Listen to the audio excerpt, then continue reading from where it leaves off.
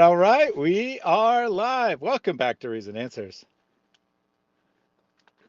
It's as good as waging war against Allah and His Messenger. Because I didn't press the button fully the first time there because nothing happened. I was like, oh no, the things aren't working, but they are working. It was just user error, apparently. We are starting a little bit later today. I had to work late. I am rather tired, but I'm also very excited to be here. Last week, or not even a week ago, last Friday, I believe it was, so just like 3 or 4 days ago, we started to review a debate between Jake, the Metaphysician, or Muslim Metaphysician, or whatever you want to call him. He doesn't like that name anymore. I can't imagine why he stopped using that name. But anyway, Jake, the Muslim apologist, and Khalil Adnani, who is a Shia Muslim. They debated the doctrine of tawhid. They debated their Aqidah, their view of how it is correct to talk about the figure of Allah. Last time we looked at Jake's opening statement, in which he spent virtually none of his time even attempting to defend his position in any way, spent most of the time giving a whole bunch of random quotes and saying, none of these are the position of my opponent, which is kind of pointless, but that's what he did. So now we're going to look at Khalil's opening statement. Mary, what would you like to say as introduction?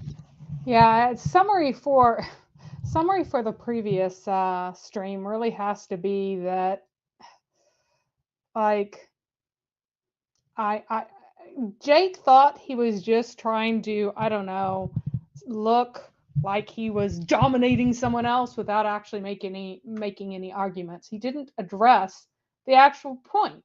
He was supposed to make a positive case for his own aqidah and justify it as being authentic and ancient, like how you're supposed to read the text. Are you supposed to read the text and understand all of the authory beliefs to be true? And he somehow failed to do that. He didn't mention one person who was a companion who expressed the authory creed or anything like it. And he couldn't give, he gave a few quotes like, oh, here's this one verse in the Quran that we read in this way to come up with the justification, but it's not a way any normal human being would read it. You're reading it trying to get that out of it because why? You don't want to read it other ways. A lot of Islamic theology comes from having to deal with all of the things that Muhammad said and make some kind of sense out of it because Muhammad very clearly really believed Allah to be a great big person up in the sky, somewhere like physical in space. He is a giant.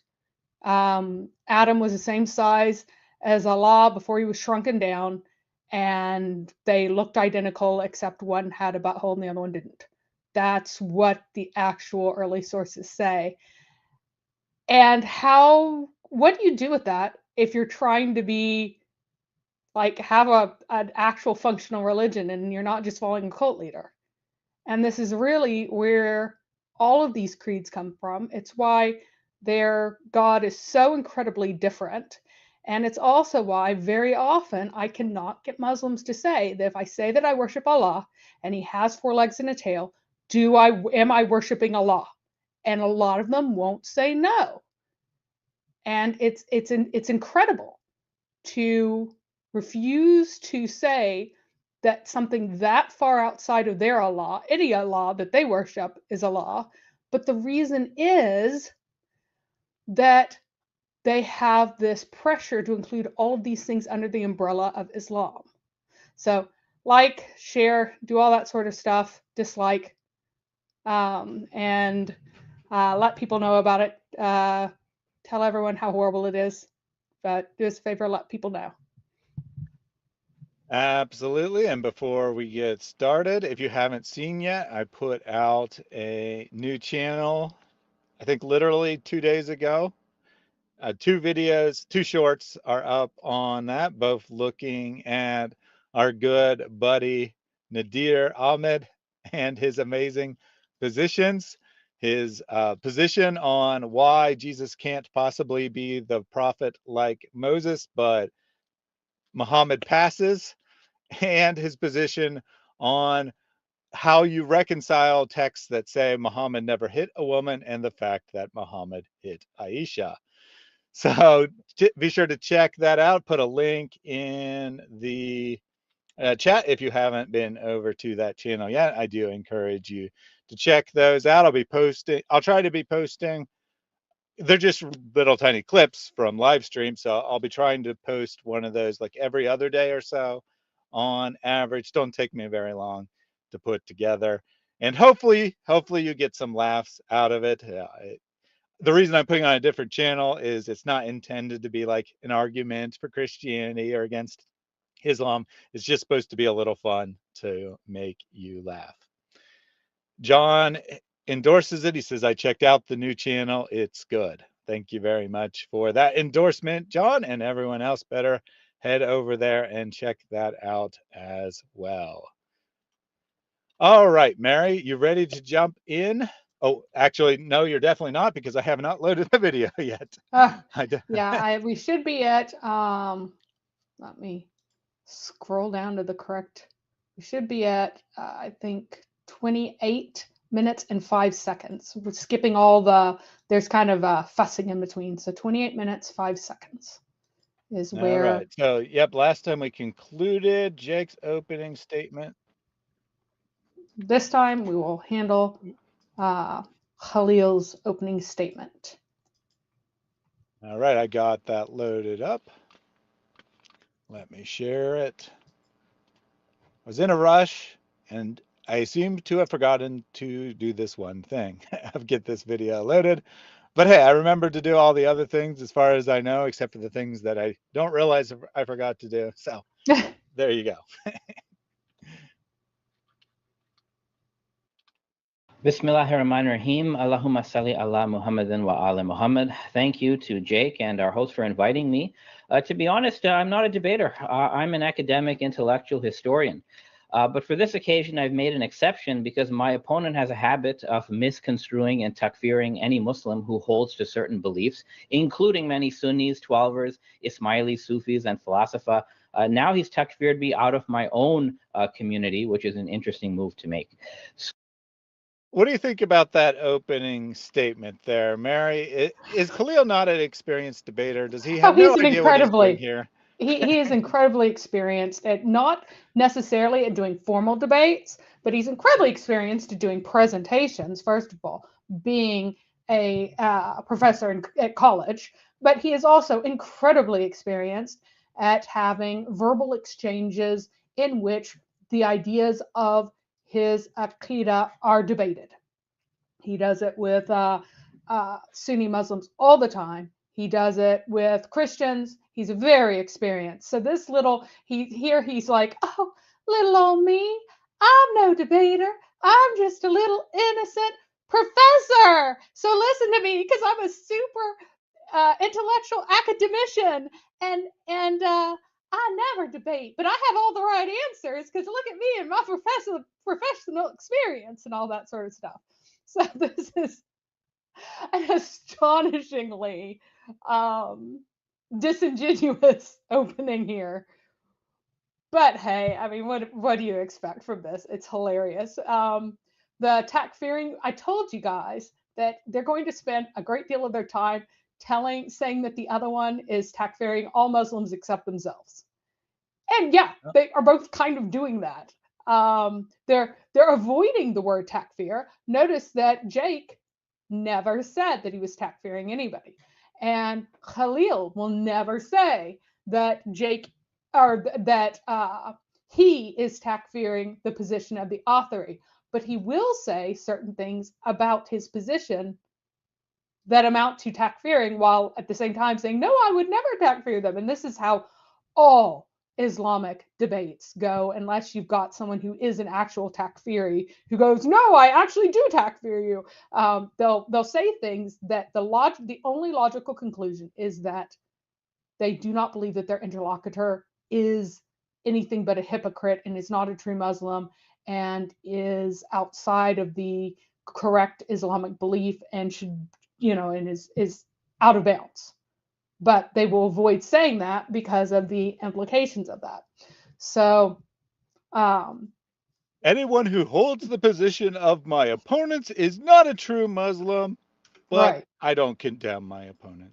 But my opponent condemns absolutely everyone else and is trying to throw them out of the fold of Islam. And that is a very, very common theme among any debate between differing, you get differing aqidas, and you're going to have this as a theme unless you actually have a genuine takfiri who says these things. And it's very funny.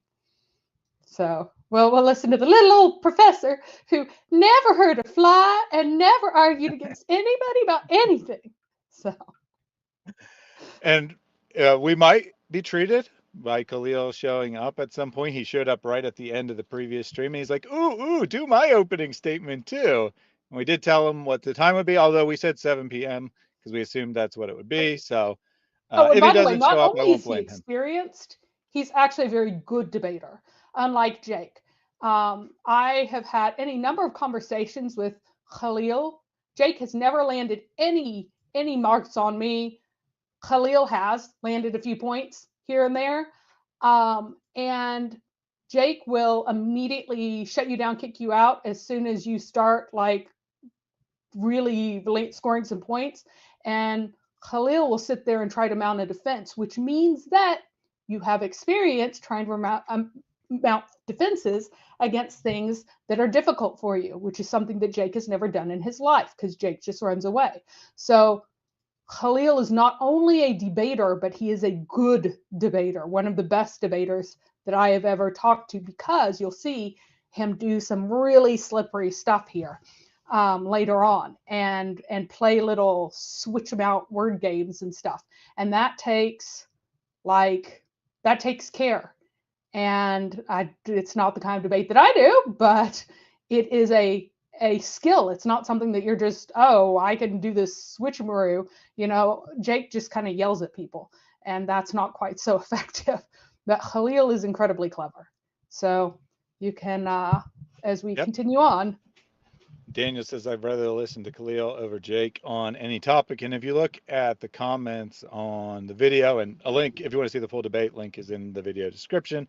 You look on the comments of that, there are plenty of Muslim comments, but there's also a lot of Christian comments who are like, I don't agree with Khalil, but he totally destroyed Jake in this debate. I would be happy to listen to him. He at least tries to make an intellectual argument instead of just thumping his chest. Comments along those lines. Well, Jake didn't make an argument on the topic, at all. And Khalil actually managed to pull out 4 arguments, more or less on topic, that Jake made, but that's pushing it. He was actually generous there. So. All right, let's go ahead and see the first part of his opening. So today I will defend the tawhid of Islamic philosophy, including the tawhid of the Ismaili tradition, and my defense will include a critique of Jake's Athari beliefs, without takfiring the Atharis out of Islam. Now, tawhid means that God is absolutely one and absolutely unique. God is the independent, necessary reality. He is unique, eternal, timeless, and the creator of everything that is other than him. I will show that Islamic philosophy fully upholds this view of tawhid, while the Athari creed utterly fails at tawhid. Now, in Islamic philosophy, Ismailis included, we maintain that Allah is absolutely one, simple, without any parts or multiple aspects within him, and that he is timeless and immaterial, and that God has no similarity to his creation. And God is the creator of everything through a created hierarchy of intermediaries, beginning with the first creation of Allah, known as the first intellect, the pen, or the Nur of Muhammad, and then through. He's all right, well, you told me to play further, but. Yeah, I did. But I do want to point out that he is slipping something in here early, that Allah is utterly unlike anything in creation. He's slipping in Ismaili thoughts here that other philosophical branches do not agree with. But he's using the fact that other can mean a lot of different things, because nobody says that he's like that he's like creation in every sense of the word like. That's just that the Ismailis alone say that he's unlike in the sense of, in this philosophical Neoplatonic sense. Nobody else holds that, but he's pretending that everybody agrees with him. Just like Jake was trying to pretend that everybody agrees with him. So sorry. Yeah, I was going to wait till we pause, but Yep. He just defines everything as this is just basic definition of tawhid, which he's actually, even with going to this first intellect universal soul thing, which absolutely is unique to his, well, I don't want to say unique, but at least unusual to his. It is unique to Neoplatonism within Islam. Nobody else holds this. Okay. But he's trying to claim I didn't want to speak for every possible sect, but it's certainly not a normal Islamic belief, right? No, he's trying to claim it for everybody, and this is Ismaili only. And he's saying this is just the definition of tawhid. We haven't even begun to debate my actual position. And notice that he will never talk about the companions or Muhammad or anybody else who held this idea either. Because just like the Athari, just like the Ashari, just like the Maturidi, the Ismaili and the philosophical positions are, they aren't found in the early stages, not even in unarticulated form. This is not an careful articulation of early Islamic belief. These are inventions of systems that are opposed to one another. So, God is created by another God. Yeah. The intellect, right. we'll explain later, but Allah is the God, but there are these extra eternal things. I like how he hasn't said this yet, but I like first intellect, which is the pen or the light of Muhammad. Right? Yep. They're kind of the same thing. That's not. Yes, they're the same thing in Ismaili. The first intellect, the pen, the light of Muhammad, the second intellect, the universal soul, and the preserved tablet. These are all names for the same thing. Which don't sound like the same thing at all. I'm just saying. Yeah. All right, let's get the rest of the second creation of Allah, known as the universal soul, the second intellect, or the guarded tablet. And through the mediation of the first creation and the second creation, Allah creates and sustains our universe. Thus, Islamic philosophy maintains that Allah is absolutely one, absolutely unique, and absolutely dissimilar to his creation. On the other hand, my Athari opponent Jake does not affirm pure tawhid. He believes that Allah contains multiple distinct entitative attributes that are not identical to himself. So in the Athari view, Allah is composed of numerous uncreated finite entities like you see on this circle pie chart diagram. Furthermore, the Atharis believe that Allah has attributes that do resemble his creation in some respect. He exists within time. He has 2 hands, 2 feet, fingers. He's above a throne. He comes down every night. He even appears in human form. So you see, ladies and gentlemen, the Athari creed will fail to register as tawhid. So I think this is kind of bizarre. And I said similar things when it was Jake, but he's just like defining, just as Jake kind of did, is define some things as acceptable to be like creation and other things as being unacceptable, because also, we know what an intellect is, right? That's something we've raised to from creation. Yeah. And what does tawhid mean? I mean, it actually means unification. Yeah. Does it mean absolute simplicity? No, it doesn't. No, it doesn't. It does not. The Shia were a little bit late to the party, so the Mutazilites really were the first identifiable group that started using these terms to try to hash out what the heck Muhammad is, or what the heck Allah is. Like, what is this thing that we're supposed to be worshiping? Here's how we're going to do it. Everybody takfired the Maturidis, right? From all sides. And then these other systems emerged, but they used the vocabulary that the Maturidis had developed, or excuse me, that the Mutazilites, it's the Mutazilites who are takfired out of existence and slaughtered. But other groups borrowed the terminology that they had taken and applied it to other things. So Tawhid, as the Mutazilites, articulated it means unification. Now, and it might not have even been the Mutazilites that did it quite so much, because they said that the attributes are merely nominal, and it's really the early Asharis and Maturidis that were like, no, they're not merely nominal. They are real attributes, just like the Athari have here. So this inner bit, that inner circle, all the Athari agree with that, by the way. It's just the outer circle that that is unique to the Athari. The inner circle, the Maturidi, yep, the Maturidi and the Ashari agree that those are uncreated real entities. And I don't know why it says create / effects. I'm not sure how. Continues to affect. I don't think it's a slash. Sure. I think it's just one thought. Creates effects. Like Allah creates effects, which then makes the universe. I think that's what he's trying to say. Or, produces, more precisely. So you got Allah's essence, and then you got all these attributes glued onto it, and that unification of those is what creates the universe. No, the unification of those does not create the universe in Athari or Ashari idea. Well, that's what the graphic looks like me. I'm just saying. Yeah. But it's just confusing because he has synonyms in some of these over on the left, and then other things. Eternally creates is obviously not a synonym. It's one phrase.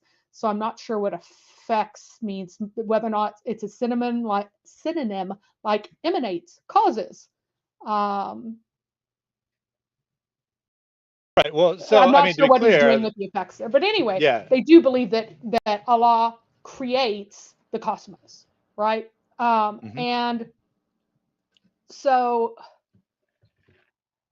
tawhid is the expression of the idea that these uncreated entities, as Khalil has it, are truly united into Allah, and it's stolen from the Christians and their idea of the hypostasis of the Ethiopian and also the Coptic Christians, but they are using the Ethiopian term.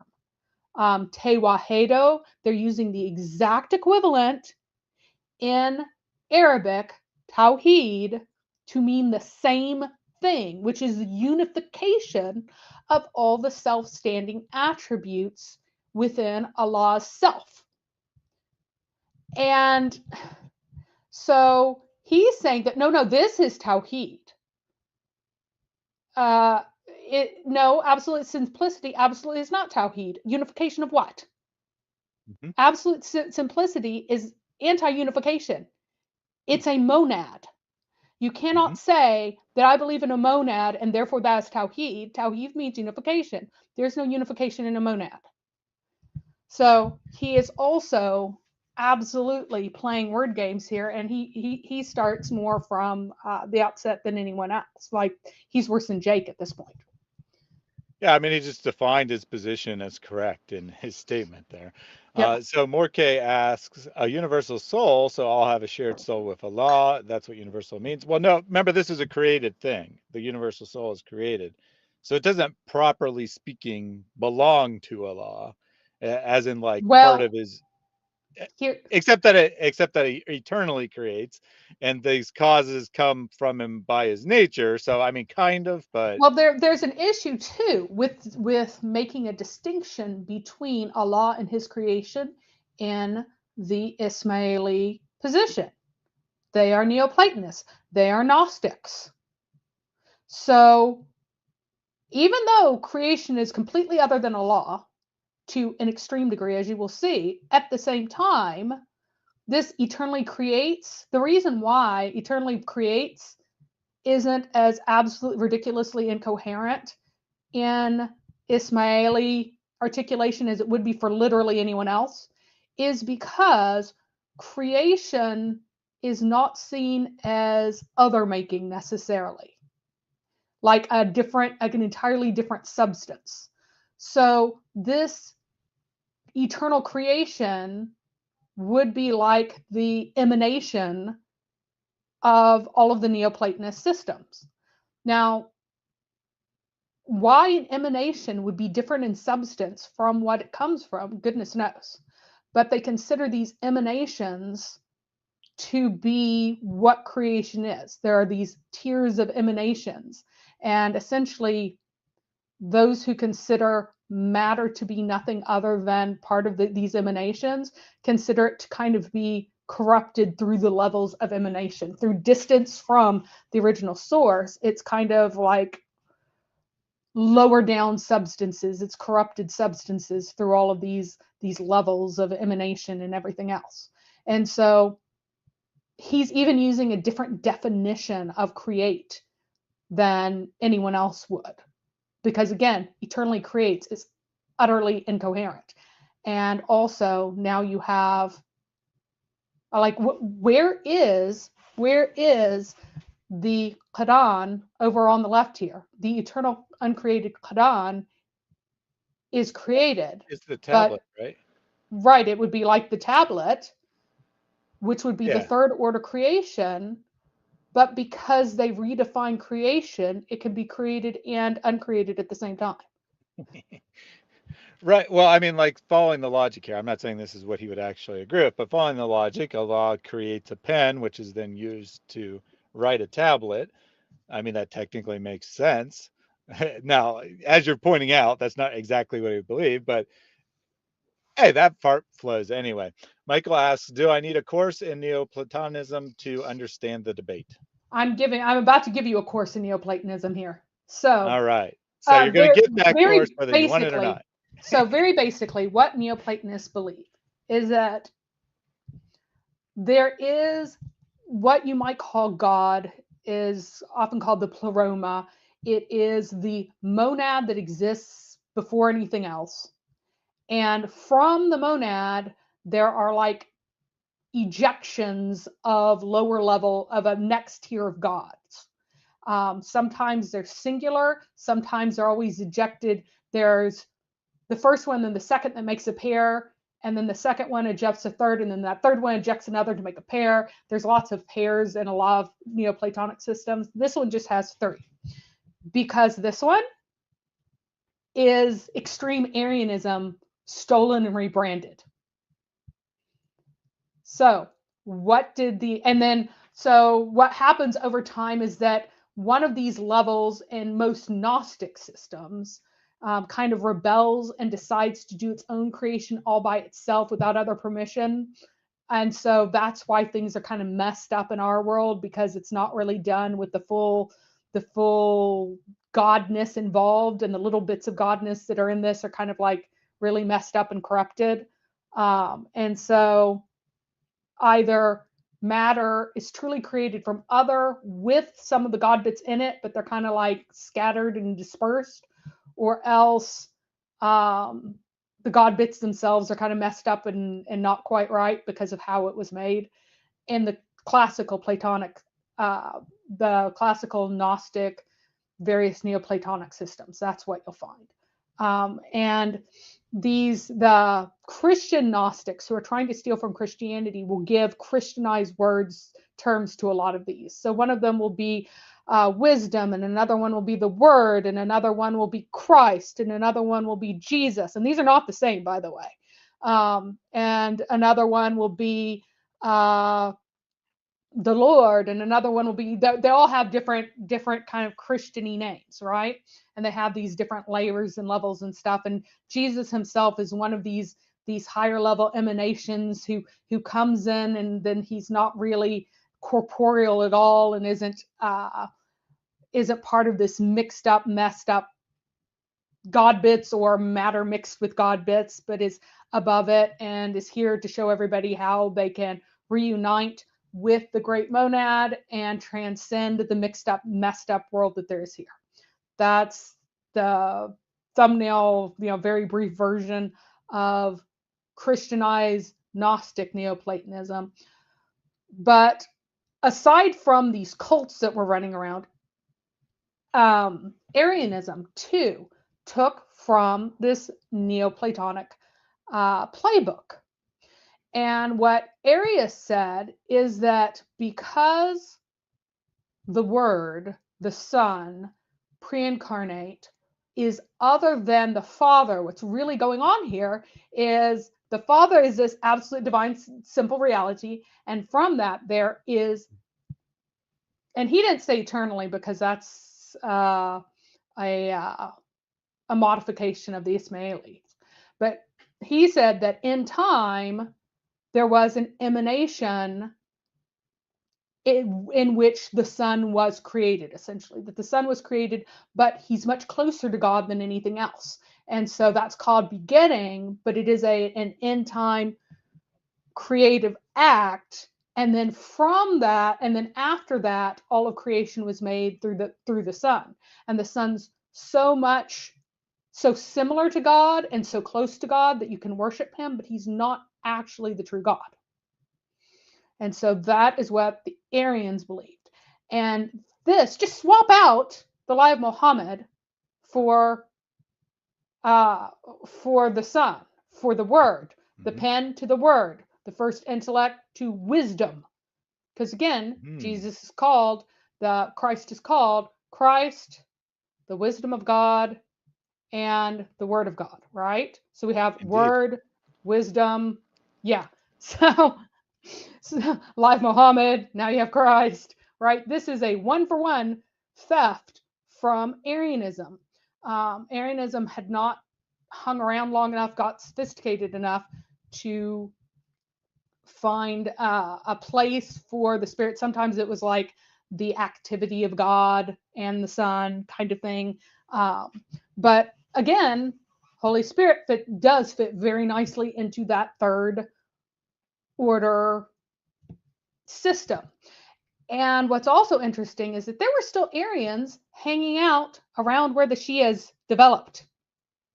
They were still there. They had not been extinguished yet. It was actually the Muslims and then eventually the Chinese who killed the last of them.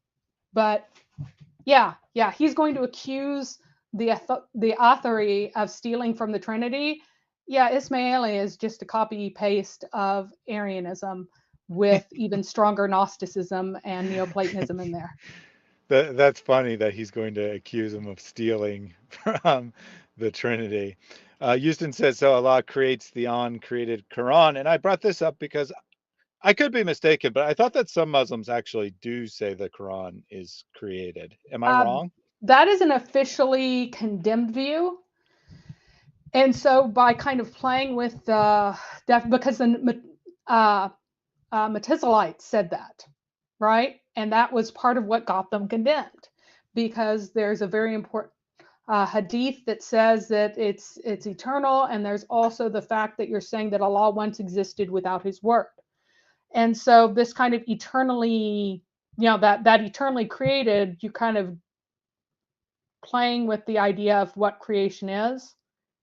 And so you can slip it in there by redefining creation so that it's not really creation in that sense. And Samuel said, did the pen write magically on its own? Did it write on parchment? Did a goat eat it too? I think that the answer to all these did indeed write on its own. So that is an important thing, that in the Ismaili view, the pen is writing on its own, because guess who has no intellect? Look at yes, Allah has no intellect. Well, right, because he has to create intellect. Yes, and Allah does not have an intellect. He does not have. So that's why it's eternal, because he can't exist without intellect, but he eternally creates his intellect. Right. And as we saw from some of the quotes that Jake was pulling out, which may not be perfect, but still at least gives you some idea, that they're unwilling to say anything that you find in creation resembles anything like Allah. So they would, in fact, say something like, you can't say that Allah has intellect, or you can't say Allah exists because we only know existence from creation, and so forth. So weird stuff for sure. Yeah, and that he does.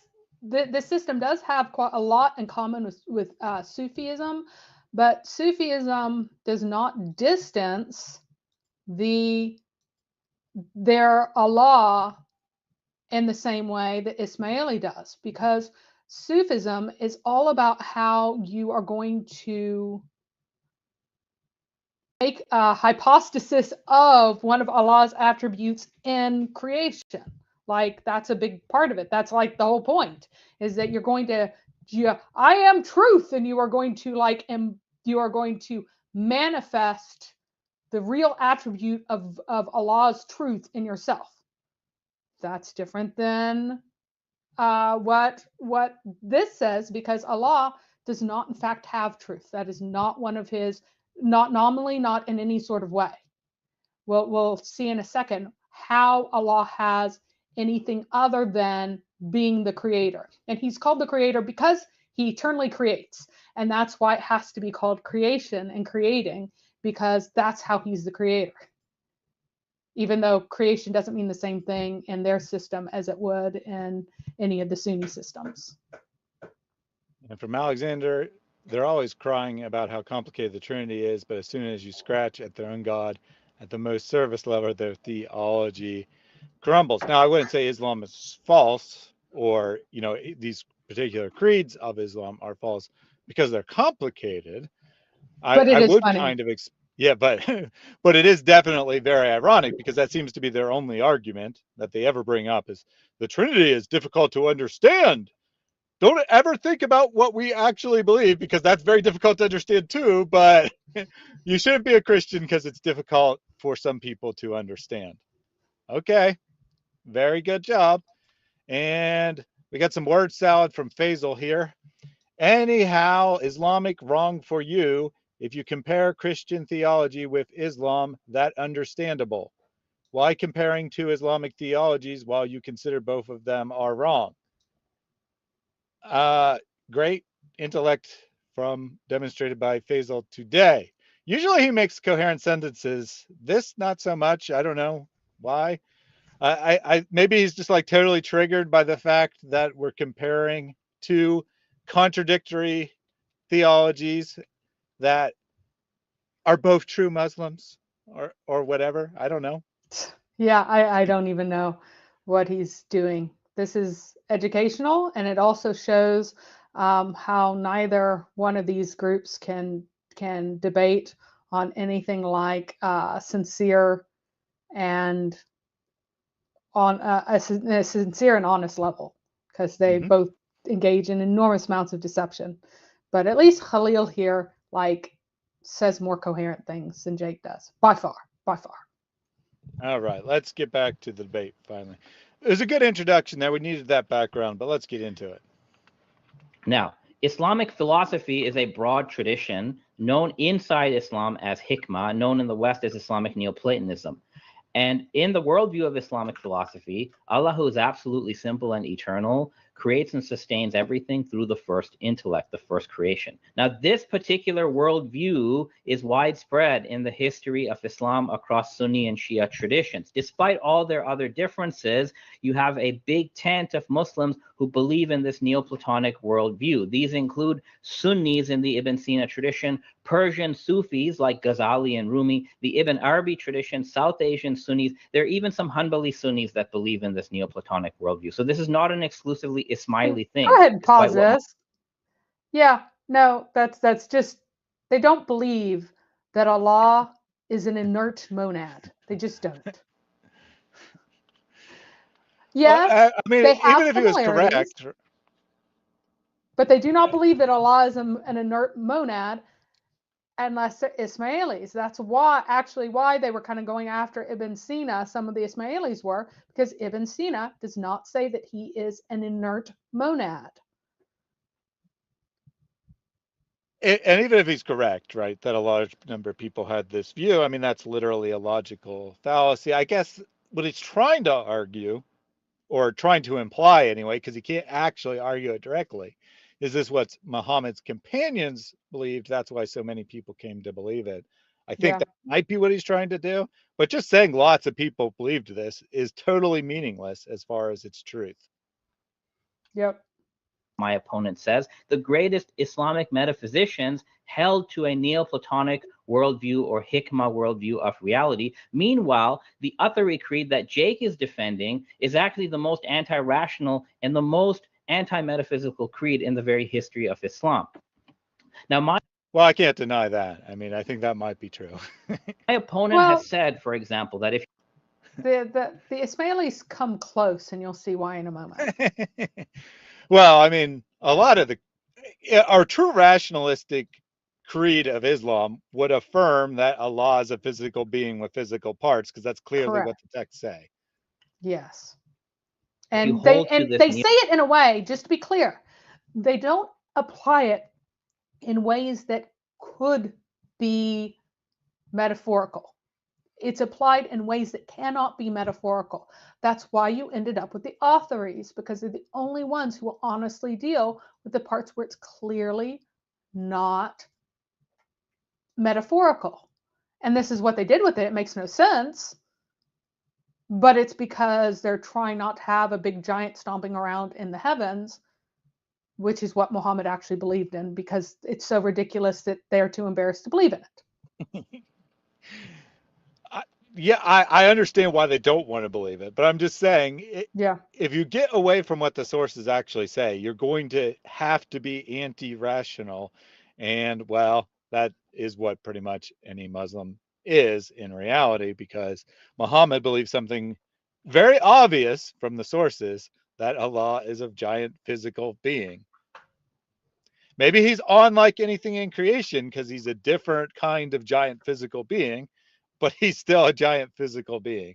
Neoplatonism that I've described, that you're not a Sunni, he said that. Now, this is patently false. It doesn't even pass the test of history. Let me give you guys one example of how widespread Islamic Neoplatonism is. We have a text called Hidayat al-Hikmah by al-Abhari. This text teaches that Allah is absolutely simple. He has no parts or real attributes, and that Allah is the creator of an eternal first intellect and 10 other intellects. Now, this text, Hidayat al-Hikmah, was taught across the Islamic madrasa system in the Ottoman, Safavid, Qajar, Mughal empires for the past 700 years, and 200 Muslim scholars, Sunni and Shia, wrote commentaries on this text. So when Jake has said that if you have these Neoplatonic beliefs, you're a kafir and a mushrik, I want Jake to tell us whether he thinks that madrasas for 700 years were teaching kufr to Muslims, and whether 200 Muslim scholars have been writing commentaries on kufr and shirk for the... I just wanted to pause real brief here. I mean, he puts the years right on the screen for you to see, 1200 to 1265. He then says it was taught from that point forward, I guess. That's what he means by 700 years. Why is it relevant what someone was teaching in the year 1200 to determine what correct Islamic belief is? I have no idea. The past 700 years.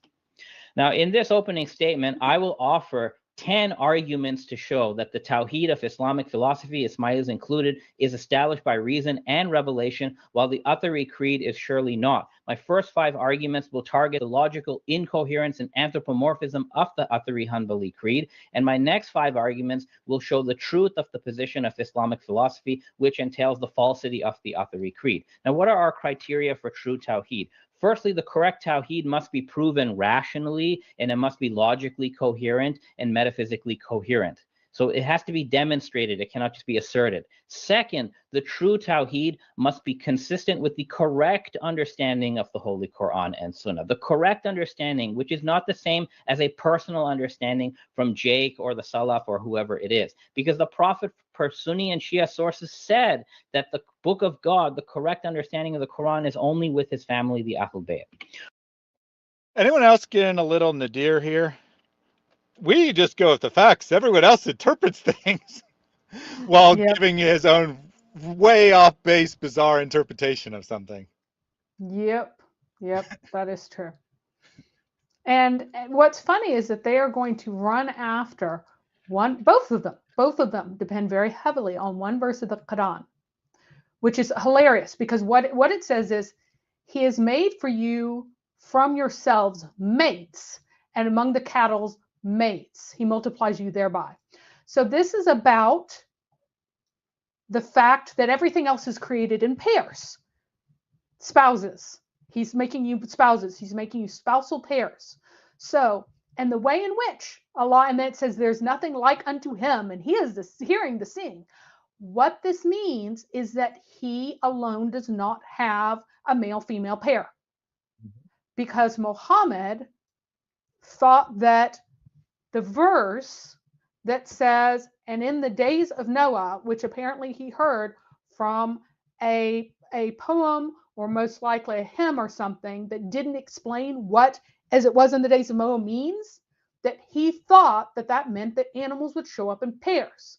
And from that, he developed this entire theology of pairs, that in creation, everything is in pairs. You have boy wheat and girl wheat. You have boy date trees and girl date trees. You have boy orange trees and girl orange trees. You have boy cucumbers and girl cucumber plants. That's what Muhammad thought, because he didn't know how agriculture worked, and he didn't know how incredibly rare it was for there to be male-female plants. But he believed that the great sign and how Allah is not like anything in creation is that he doesn't have a spouse. And that's the great sign of Allah, of his trueness and originality and how he is different from everything else. That's all this verse actually means.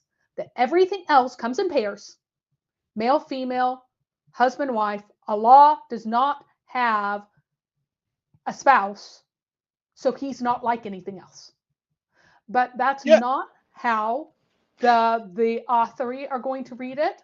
That's not how the boy and girl hydras. Yes, that is what Muhammad actually believed. If he had had a microscope, that's what he would believe must be true.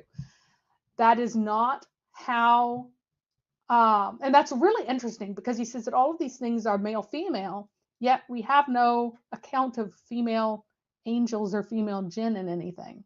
I don't know whether or not he believed that they were, or somehow they were whatever. But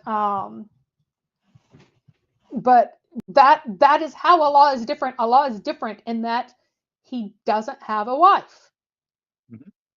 But just think about this a second from the perspective of an ignorant person in the 7th century. It kind of actually does make sense, right? Ignoring what we actually know about physical reality, kind of does make sense.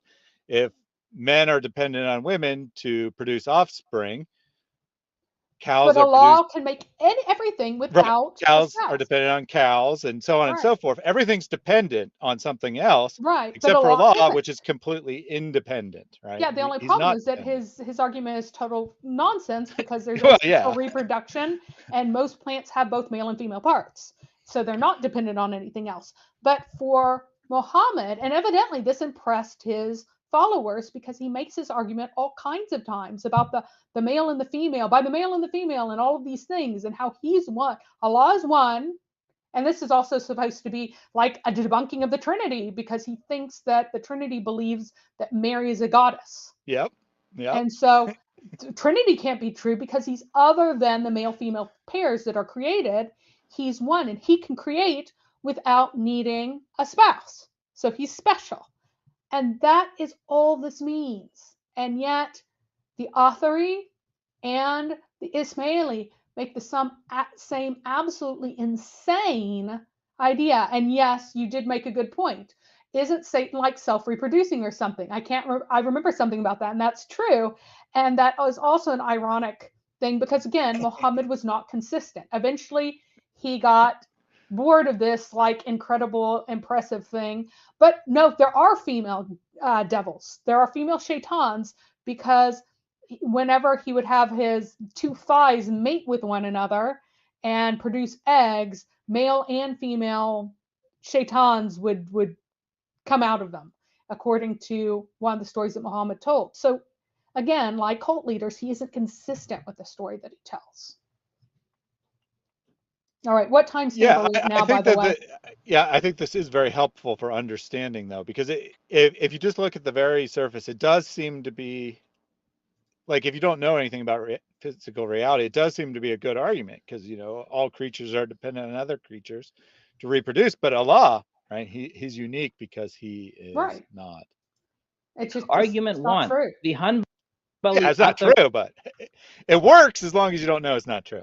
Creed forbids philosophical and logical arguments. It's completely forbidden. We have a contemporary Hanbali authority, Sheikh Yusuf bin Sadiq, who has said that logical proofs is prohibited and kalam is prohibited in the Hanbali madhab, which the Athari Creed comes from. Ahmad ibn Hanbal has said that kalam is rejected and forbidden. That means you cannot use reason to prove the existence of God, and you cannot use reason to attack anybody else. So Jake, by just coming to a debate, has violated the Athari Creed, and if he really follows the Athari Creed, he should withdraw from the debate right now. So if you are a true... I think you might actually be right.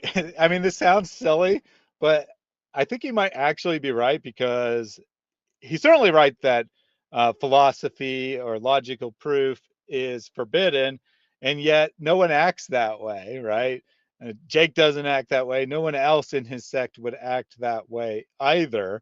And so it's like self-contradictory just by trying to defend it. I think he's right. What do you think, Mary?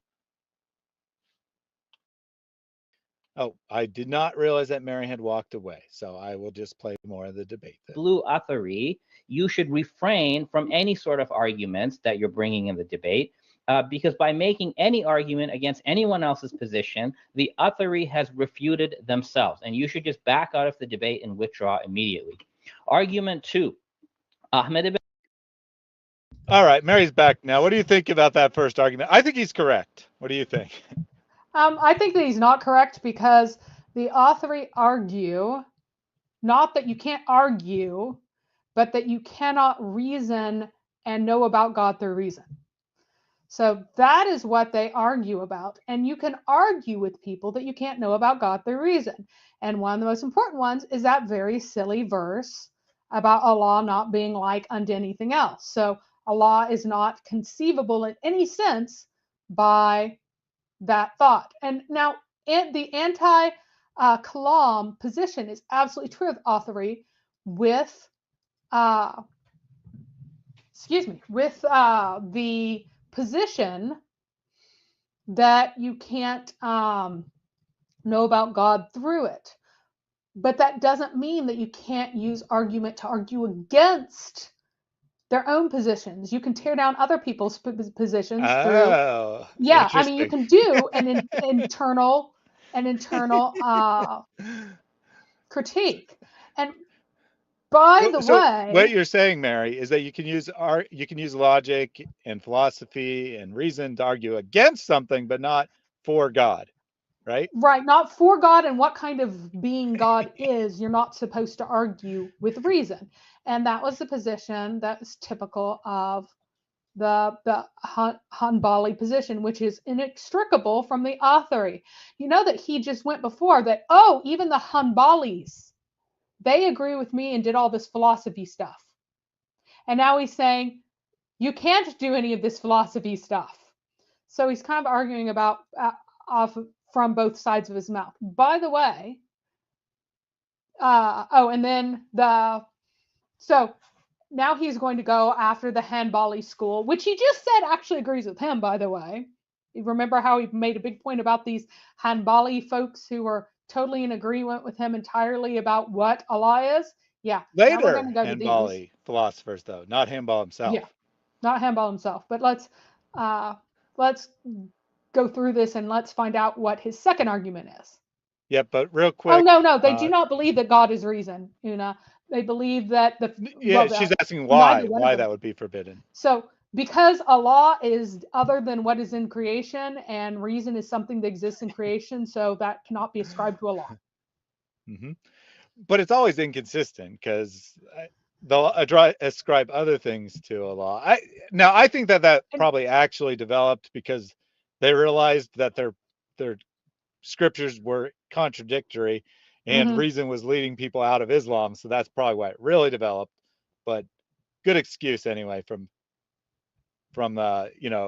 you can't do that with Allah because he's not part of creation. Ibn Hanbal, the Yeah. Imam of the Hanbali Athari Creed, is a known anthropomorphist. We know this because we have the creeds of Ahmed from Hanbali sources. In this creed, he says that Allah has 2 feet, that Allah laughs, he has fingers, he comes down from the heaven, he puts his foot in the fire. All of these statements from Ahmed, including that God has a loin, come from Sunni hadith that the Atharis have to take in the apparent meaning. And Ahmed himself says, we take all the hadith according to the apparent meaning. Well, guess what? The apparent meaning of all of these hadith and creedal statements results in a Zeus-like God, which quite frankly is deeply disturbing. I don't know how anybody thinks this passes for tawhid. And this is not just my opinion. The academic Dr. Wesley Williams has said that Ahmed ibn Hanbal was an anthropomorphist, and he believed that the divine does have human-like features that I've put on the slide.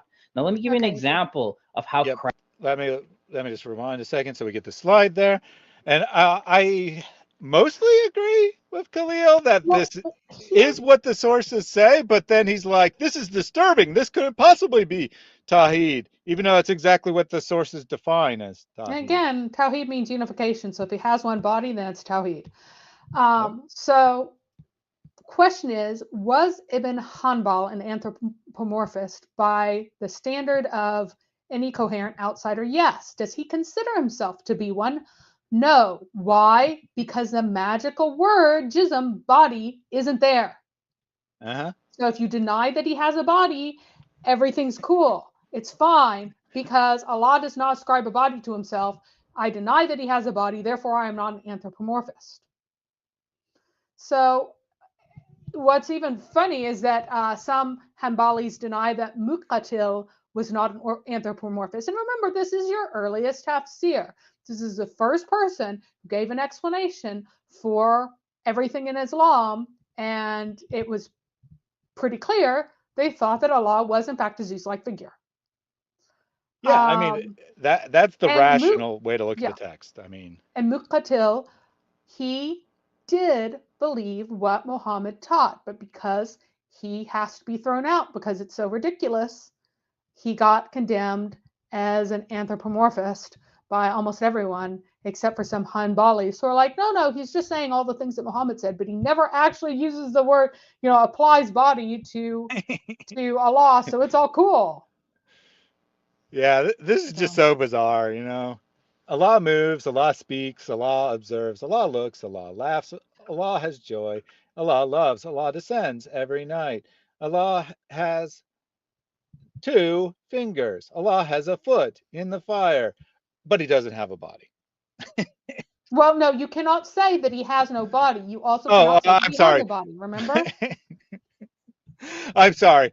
We don't ascribe a physical body that is like something in creation to these features. And you don't ascribe it. You also do not deny it because it was never denied. So there you go. Maybe his foot is just, floating off by itself somewhere. Maybe it's attached. We just don't know. You don't even know what foot means. So yeah, well, that too. You have to say foot. And when you translate it, you have to translate it as foot, not a whoop-de-woo. It has to be a foot. And you take it in the plain meaning. And you do it without comparison and without metaphor. But if you're envisioning a foot like any human or animal or even a machine, like a foot of a sewing machine, any kind of foot, you're wrong because that's in creation. So. Just so straight. What cracks me up more than anything else is that you say we're taking the plain meaning. Yeah. That's the funniest part of this whole thing. I mean, it's stupid enough to act like you don't know what these terms mean, but then to say you're taking the plain meaning when you don't have any clue what it means, it's just so bizarre. Yep. Have human-like features that I've put on the slide. Now, let me give you an example of how crass this anthropomorphism is. You have a hadith that the Hanbalis were famous for narrating, and believing in hadith is part of the Athari Creed. So this hadith, the Prophet allegedly says that he saw Allah in the form of a young man with curly hair. This is what the hadith says. And the Hanbalis believe in this hadith, and the Atharis have to affirm this hadith. Here are the receipts. Ahmed ibn Hanbal, according to multiple witnesses, validated this hadith as true. The Hanbali authorities like Qadi Abu Yala, Darakutni said the hadith is true. Even Ibn Taymiyyah said this hadith is sahih. So Jake, if you follow... So Faisal says it's metaphorical. Really? Faisal, Are you allowed to say that, hang Faisal? on. Faisal, are you going to deny the Athari creed? What is your aqidah? Because you are not allowed to say it's metaphorical if you're an Athari. That is not allowed. So what is your aqidah? Tell us. Yeah, Faisal, I would like to hear an answer to that question before you say anything else. You need And to if you tell us keep what on your aqidah is. yapping and you don't tell us what your aqidah is, then I'm just gonna silence you And for I a wouldn't while. necessarily make that demand of any random Muslim, but you are quite knowledgeable. You definitely know what we're talking about. You definitely know the answer to that question, and I'm going to predict you won't give it. Yep, he's gonna run away because he's probably a Salafi, because almost all of these lightly westernized Muslims are, because they think it gets them out of the ridiculousness that the sources actually describe. They think that this is literal enough and true enough, and it somehow holds together. But where does the Quran say to take it as literal? Oh But he's my. talking to someone who specifically said that the Quran says to take it as literal. Yeah. But Faisal, you need to answer the question. I know you're listening. You need to answer the question. I don't want you to answer Bruh's questions. Answer my question. I know there's a delay. You might have probably started typing that before, so I'm not going to hold it against you. But you need to answer the question of what your Akida is. In the meantime, let's get some more of the all of debate. the Athari creed, fine. I want you to admit that you believe that Allah has the form of a young man who is beardless and who has curly hair. Just admit it if you're really an Athari. Otherwise, you should denounce the Athari creed immediately. Now, just going to make a prediction that Jake will affirm it, but say we don't know what any of the words mean. To be clear, this Oh, he's believes not gonna that respond to Allah it. is a It's young just this. man. Well, okay, if he Yeah. did though, Yeah. if for some reason he responded, that's what he'd respond. Without a beard. This comes from Christianity. It does not come from the Quran and Sunnah, and this is what the research has shown. So the Athari view of Tawheed and some of these hadith that it's based on is not from the Quran and Sunnah. It's from other religions. Argument 3. Now, my opponent already has to affirm the apparent meaning of everything, all the bullet points that you see here, because this is what the Sunni hadith say. Okay, if he does not want to affirm the apparent meaning, he can be like the rest of Ahl Sunnah and do ta'wil. That is, affirm a metaphorical meaning, the non-Zahiri meaning. The problem with this is that the Would you Athari pause books are this for a very second? clear. Ibn Qudama. So, Ahl al-Sunnah is a term that the Athari use of themselves, that the Salafi use of themselves. Al-Athari use Zahir, or Zahir. They all use that. So, unless he is doing a thumbing of his nose at the people who call themselves Ahl al-Sunnah, I'm not sure what his point is, because they actually all deny ta'wil, unless he's just saying that's not, I don't care what you call yourself, I'm calling all the Sunnis this. So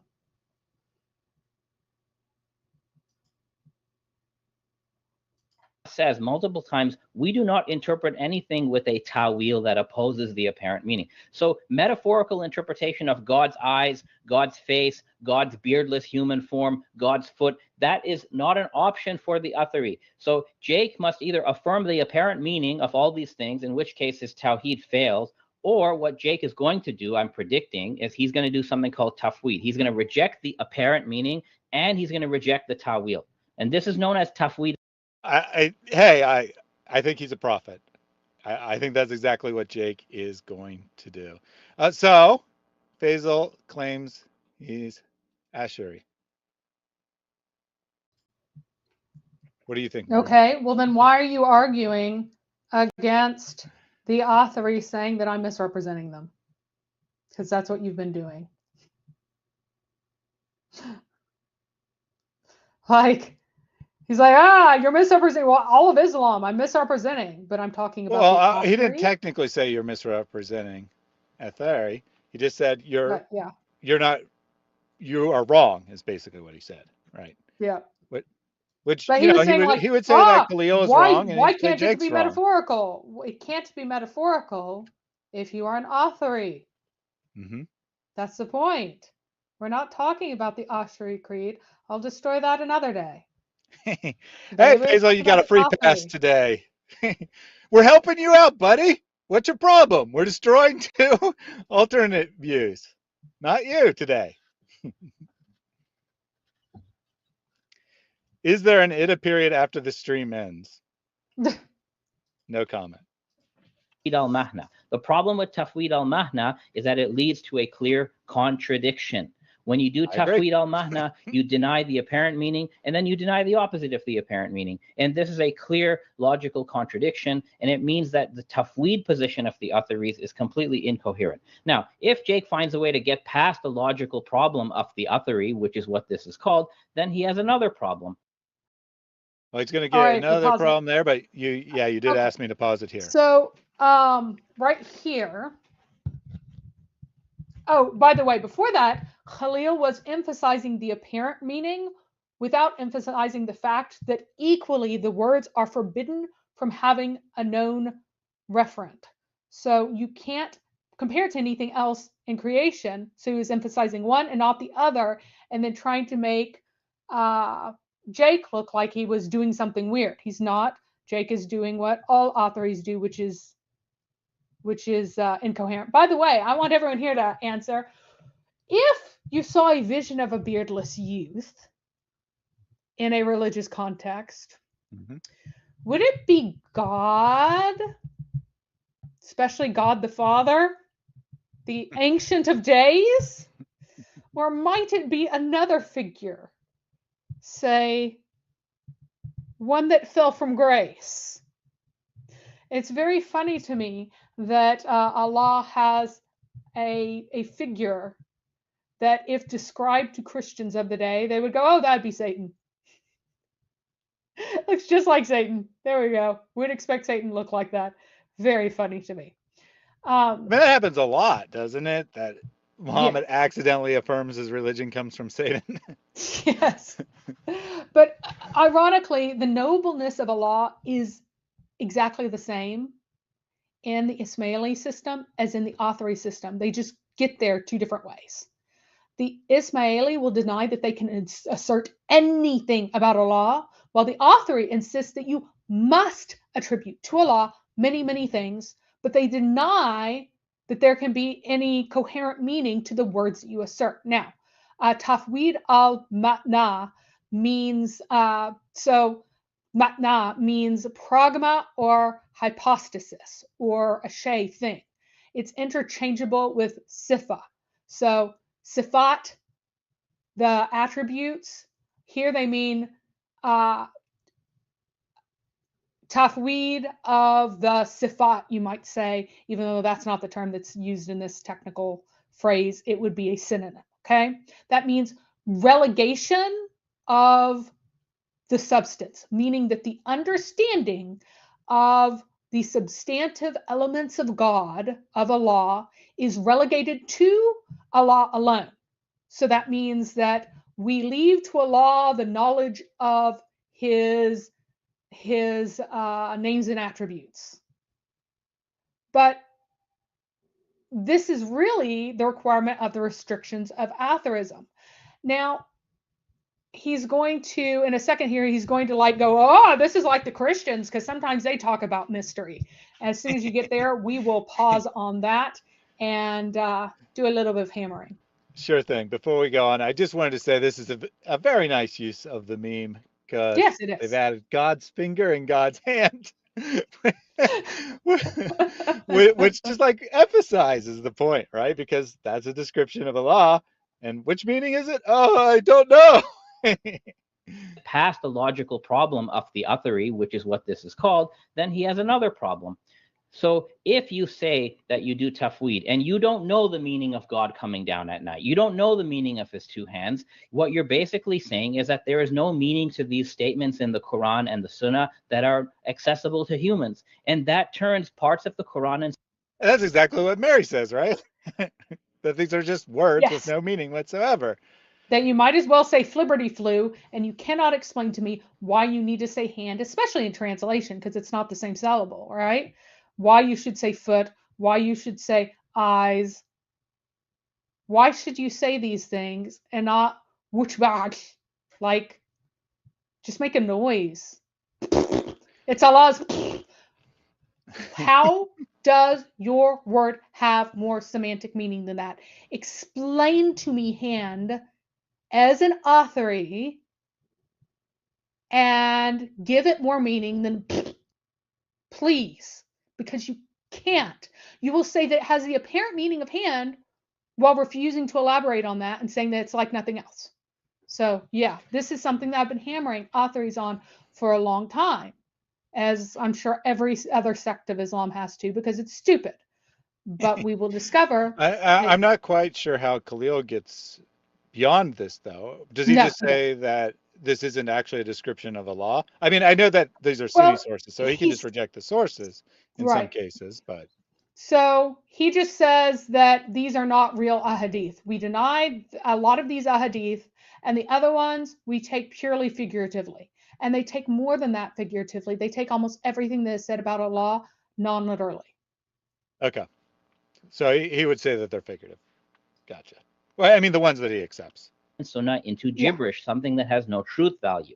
Okay. Now, the problem with this is, according to Arabic grammarians, a statement only counts as kalam or speech if it is mufid, if it is meaningful. Something that is not meaningful to people, that is not kalam. So when the Athari does tafweed al-mahna, what they are doing is they are saying that the Quran and the Hadith are not kalam, which is a form of disbelief in the Quran as the Kalam Allah. If something is not Kalam, it cannot be Kalam Allah. And this is why other Hanbali scholars like Hatim al-Hajj have come out against this tafweed al-mahna, which my opponent is probably going to do, because it would mean that the Prophet said all these things, and the Prophet himself doesn't even know what God's two hands are, and the Prophet doesn't know what God coming down at night means. Next argument. If the Athari comes and says either tafweed al-mahna, which is we don't know what it means, or if the Athari says we affirm it, but we don't know how, which is bila kayf, and only God knows how, well, this is an appeal to mystery. Okay, the Athari creed is an appeal to mystery. Now, this is fine if you want to appeal to mystery, but then Jake, if you are a true blue Athari and you do tafweed al-mahna or tafweed al-kayf, fine, you should stop debating with Christians, because the Christian Trinitarians, they do this tafweed al-mahna and tafweed al-kayf. Professor Wilmer says regarding the Trinity, we don't know why there could be or how there could be three persons in one God. And Stephen David says the Trinity is a mystery to us, but it's not a mystery to God. This is just a Christian form of tafweed. So if the Athari is going to do tafweed, fine, but then you need to cancel your debating career against the Christians, because they can do exactly the same.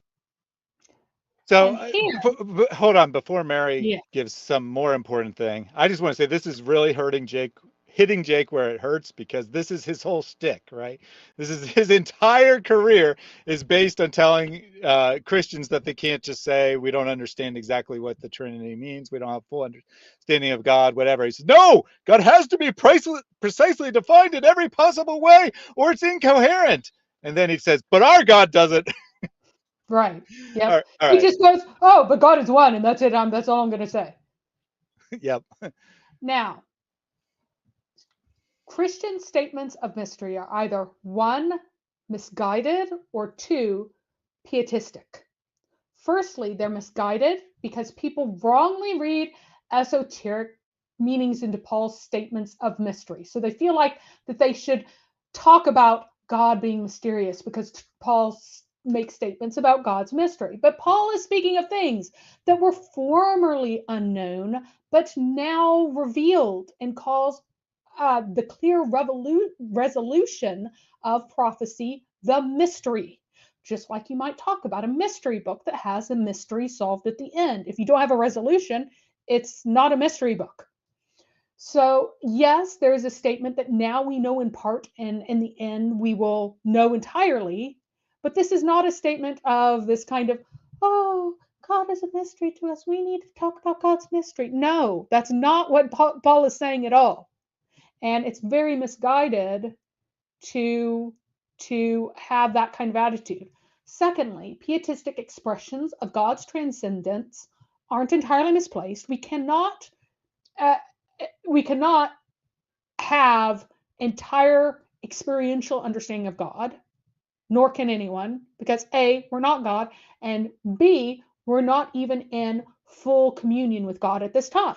And so that kind of knowing, that type of knowing, experiential knowledge beyond a certain threshold, we cannot have right now. Fine.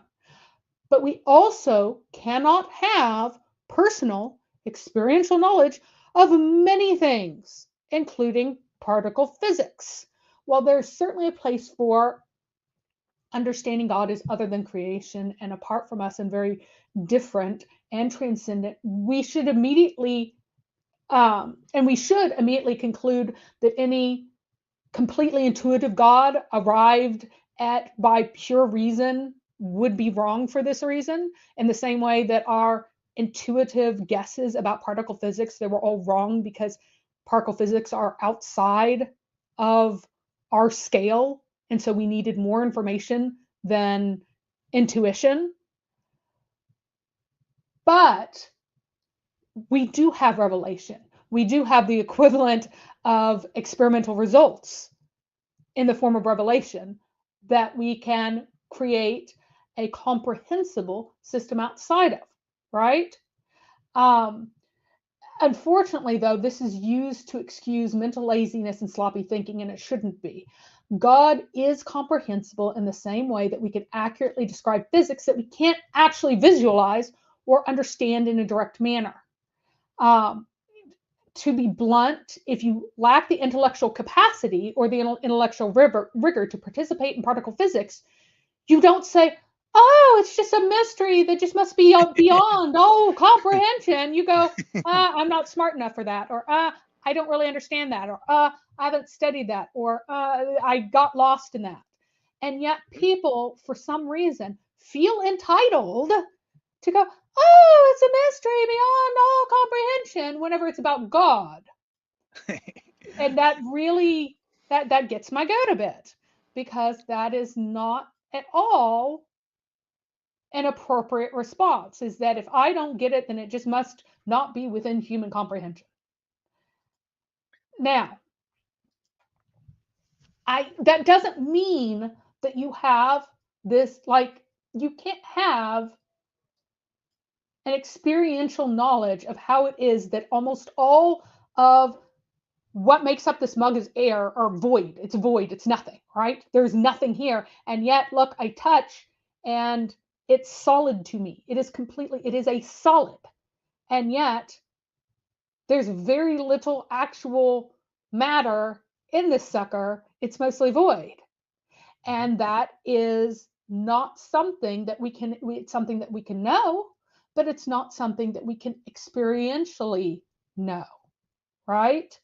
It's not the same type of knowing. And that's fine to talk about different types of knowing, but it's not fine to get this whole, oh, well, I guess I just won't think about these complicated things, and we're just not made to have complicated thoughts.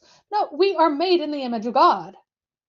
And we are made in the image of God in that we are moral agents, and that we also have thought, because our God thinks. Our God has knowledge. His knowledge is his love. Those are nominal names for the exact same thing. What he is love, and his loving is his knowing. And so, made in the image, far inferior, yes. But it gets my goat that people say these goofy things and think that they're justified in it, and think that they're doing something somehow holy and also kind of super modest and stuff, when it's doing no one any favors. It really isn't. But to claim that this kind of transcendence, this kind of unknowableness, is not the very heart of Ismailism. There is nothing more true about Ismailism than this utterly unknowable transcendence. That is it.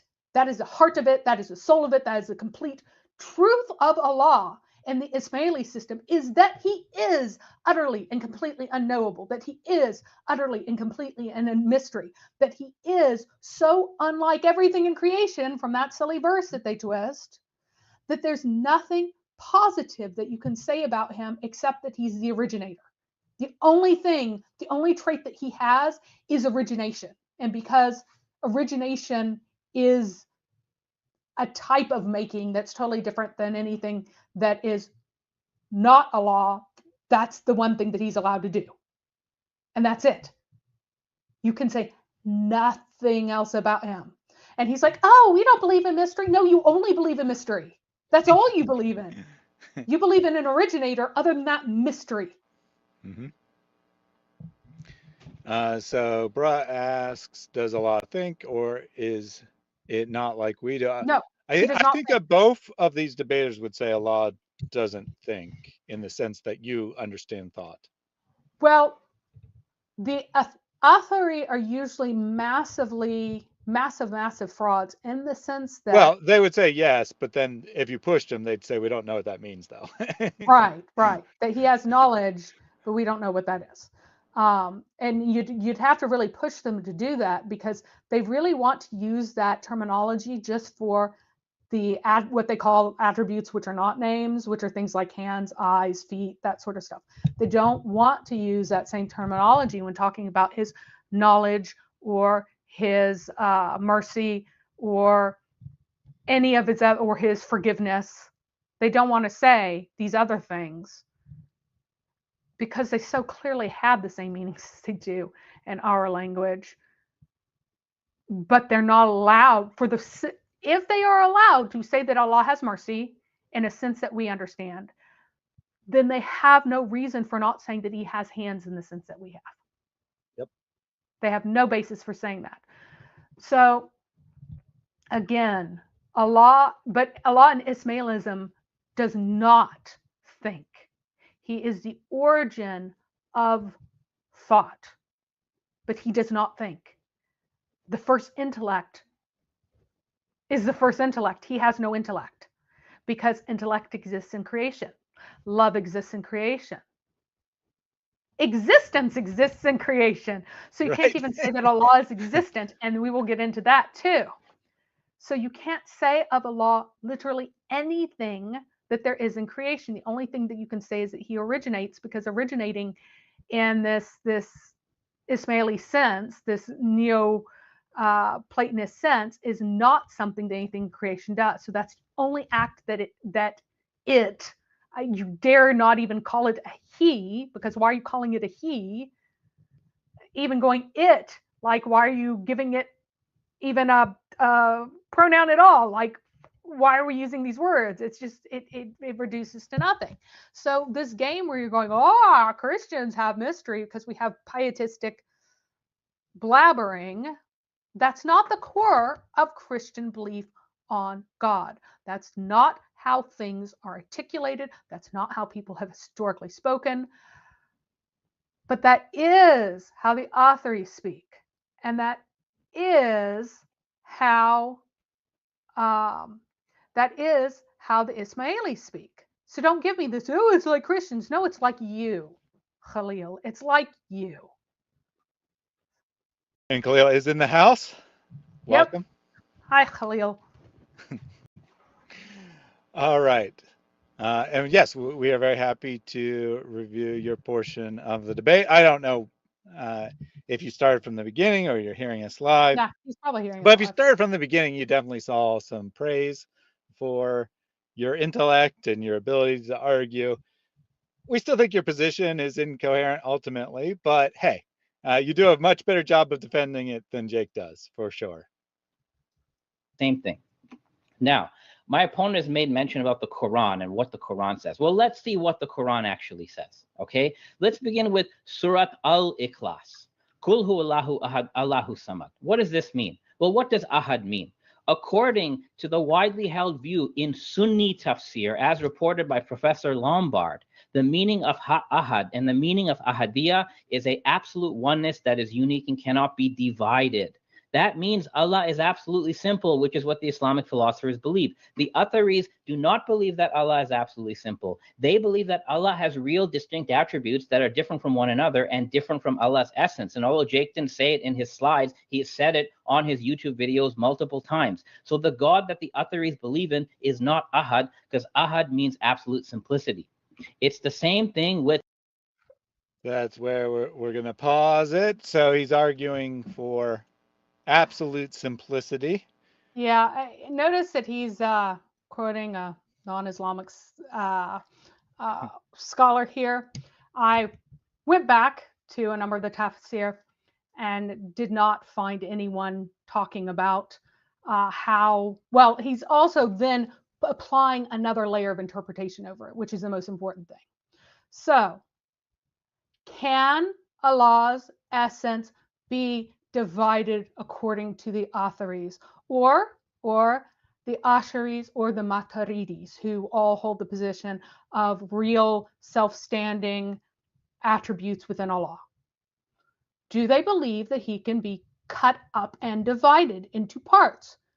No, they don't. That's what tawhid means. It means unification. They mean that he is so unified that you can't cut him up into pieces. He has these different pieces, but doesn't mean that he can be divided. So his indivisibleness is not at all the same thing as divine simplicity. And claiming that it is not genuine. It's not honest. So if you go through all the tafsir, and I checked like 5, just to make sure that there wasn't somebody in there going, I mean, oh, this 5 is means absolute hardly divine simplicity, all. but in other words, right? So I went back to make sure that I'm not like, yeah, no, it doesn't. So it means that what they're trying to say, that now, what ahad actually means, that it means, again, that it's a one, or in the negative, if you say not ahad, then it can stand alone. It means none.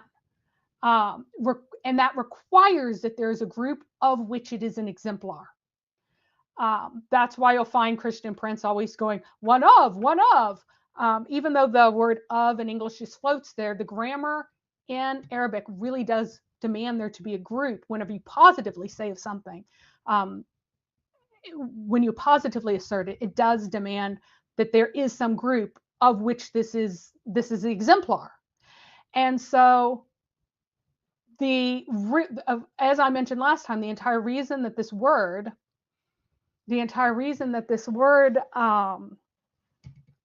is chosen is because it's the most similar to the Hebrew word for one, even though it's grammatically incoherent. So they need to come up with this reason for this word to be chosen other than we're imitating the Shema. And so this is the reason that Allah can't be chopped into parts.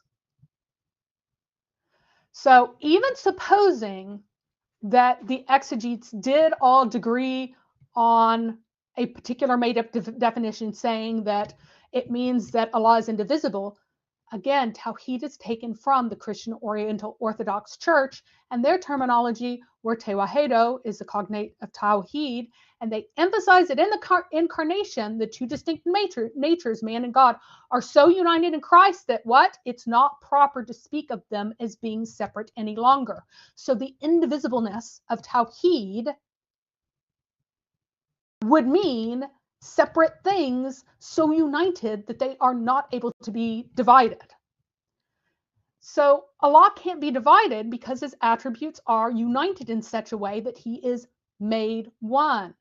And Khalil is kind of relying on sophistry and word games, reinterpreting what a non-Islamic scholar said to impose his definition of tawhid on top of that. So Khalil did say that he's not live. So with that in mind, he said, Mary, all Islamic philosophers say Allah is unlike creatures. And I'm sure that's true, but they mean different things when they affirm that, because they have to affirm that. That's an explicit statement of the Quran. And it's but they don't necessarily mean the same thing. Yeah. And it's only the Athari and the Ismaili who are saying of that what they say, that it means that there's in no way that you cannot say that Allah's knowledge, that Allah has knowledge, like in a meaningful way, that word has no meaning. Khalil would assert that Allah himself does not have any knowledge, and rather he is the originator of knowledge, and in that way you can attribute to him, but he denies knowledge in any kind of coherent sense with any semantic meaning that we give it to Allah himself. Absolutely. Jack says, so the utter united form would not allow for 99 names. I don't know why you say that, actually. I mean, why would being united not allow for an infinite number of names? Yeah, it would allow for an infinite number of names as long as they are united such that they cannot be divided. Mm-hmm. So this has absolutely zero conflict with Athari, Ashri, Maturidi beliefs. No problem with it.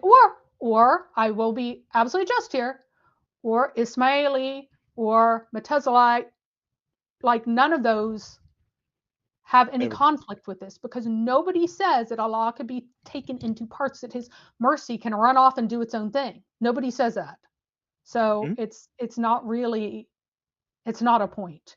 It seems like a point because of the way he's saying it. Genesis says that Christian Prince showed that napkin guy, which I don't know what that means, reckons 102. Now, I think Allah has like around 250 names actually in the Quran, but 260. And also the Athari believe in Russian nesting doll names. So Allah's face has 2 attributes, which I forget what they are right now. Sorry, it's like knowledge and something else, or anyway. And the attributes of Allah's face are not the same as those same named attributes that are attributed directly to Allah.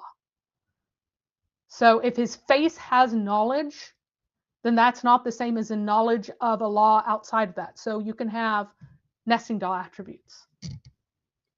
All right. So thank you for clarifying that. And I'm going to take one of the gifting from Jack Ray. This one is early on. And yes, bot has crashed. Shame on me. So Jack Ray asked, how can Allah do anything if he's the Ismaili Allah? He is the originator. The only thing he does is the one act of origination of the first intellect. And because the first intellect is an intellect, it does more things than that. All right, with the bot running again, let's try that again. Hold on, give it 1 second to catch up. All right. Allah will bless you in a million ways. You find the tree will grow and you will have lots and lots of wealth. This is the example that we gave to the children. And I'm letting you know that when you sow that seed by giving, you shall receive much more than you gave by the will of Allah. Give as much as you can, for indeed you will reap much more than you have sown. Good job. Reaping more than you sow, always a good philosophy in life, or something like that. I actually gifted 5 Reason to Answers membership the first time, but I had to go on to the other one to get this one to play. So thank you very much for that, Jack Ray. We'll continue with the video now. Is not ahad, because ahad means absolute simplicity. It's the same thing with samad. What does samad mean? Well, according to the Sunni tafsir tradition from Tabari and others, samad refers to that reality which is one, solid, unchangeable, and monolithic. A monolithic reality is an absolutely simple reality, but the Atharis don't believe that. The Islamic philosophers believe that God is absolutely simple, but the Atharis have this weird thing. They say Allah's essence is uncreated, but it's not the same as Allah's uncreated foot, which is not the same as Allah's uncreated power. So the Athari God doesn't even meet the definition of ahad or samad. Furthermore, the Quran actually...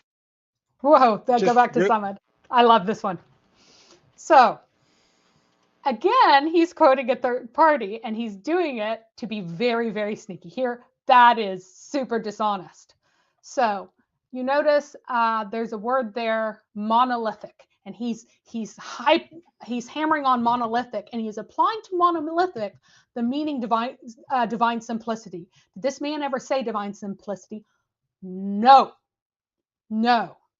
Now, what does Al-Tabari actually say? The 12 traditions are that as-Samad means that he is solid and has no cavity. And again, that's the butthole, the hadith that's very famous, that whenever Allah made Adam out of clay, that Shaitan went around him and stopped and kicked him, and he made the sound like a sounding clay, and then he flew in through his nose and out of his butthole, because he has a digestive tract, because human beings eat, right? And so then he says that you do not need to be afraid of this one, because this one is hollow, but thy Lord, or actually speaking multiple people, your Lord is solid. So Allah does not have the hollowness of the vivified Adam. So when Adam was inert, how you could tell he was not Allah is that he had a digestive tract, and so he had a butthole as well as a mouth, whereas Allah, he has he has breath and stuff, but he doesn't have that hole all the way through. Now, people have made convincing arguments that as-Samad is actually a word that is taken from an attribute of Baal, which refers to his club, but it didn't really have any meaning in Arabic, and so Muhammad was creating a folk etymology on the spot for what this means whenever he was using a divine title that was currently in use for Allah and was applying it to him. He had to come up with a reason for it, and he said, well, it sounds, it's very, very, it has a meaning of solid in our language, so it means that he's solid. Solid is not the same thing as having divine simplicity. The 12 traditions all say that as-Samad means that he is solid and has no cavity, that he's not hollow. Not that he is monolithic as the English writers' imputation to solidity. And even that imputation of monolithic, that is not the same thing as ontologically simple. Even this English writer is not saying that he is ontologically complete divine simplicity. He's not saying that. And Khalil knows this.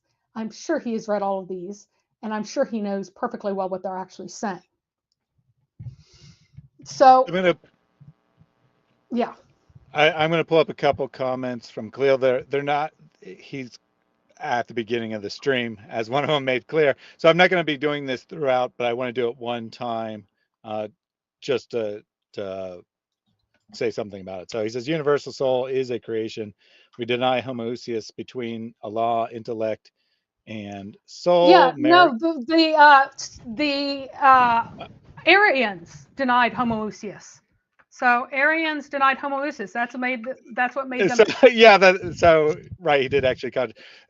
The common theme here is I don't think he's actually disagreeing with what you say, even when he thinks he is. So Allah is the monad, and tawhid is the creaturely witness to the monad. Yeah, which, that's the Israeli point of view. Yeah, but that's not what tawhid means. Right. The word means unification.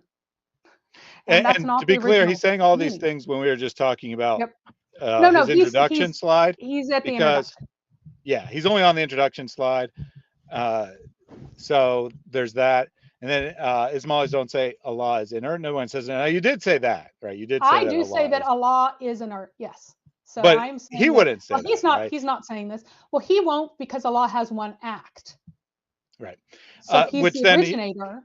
And the reason I brought all these things up wasn't so much because I'm happy to talk to him about it later, but I want to finish exactly. this. So right, exactly. That's why I was bringing these comments up once, because he's disputing things. I think it'd be very good to have a conversation between you and him.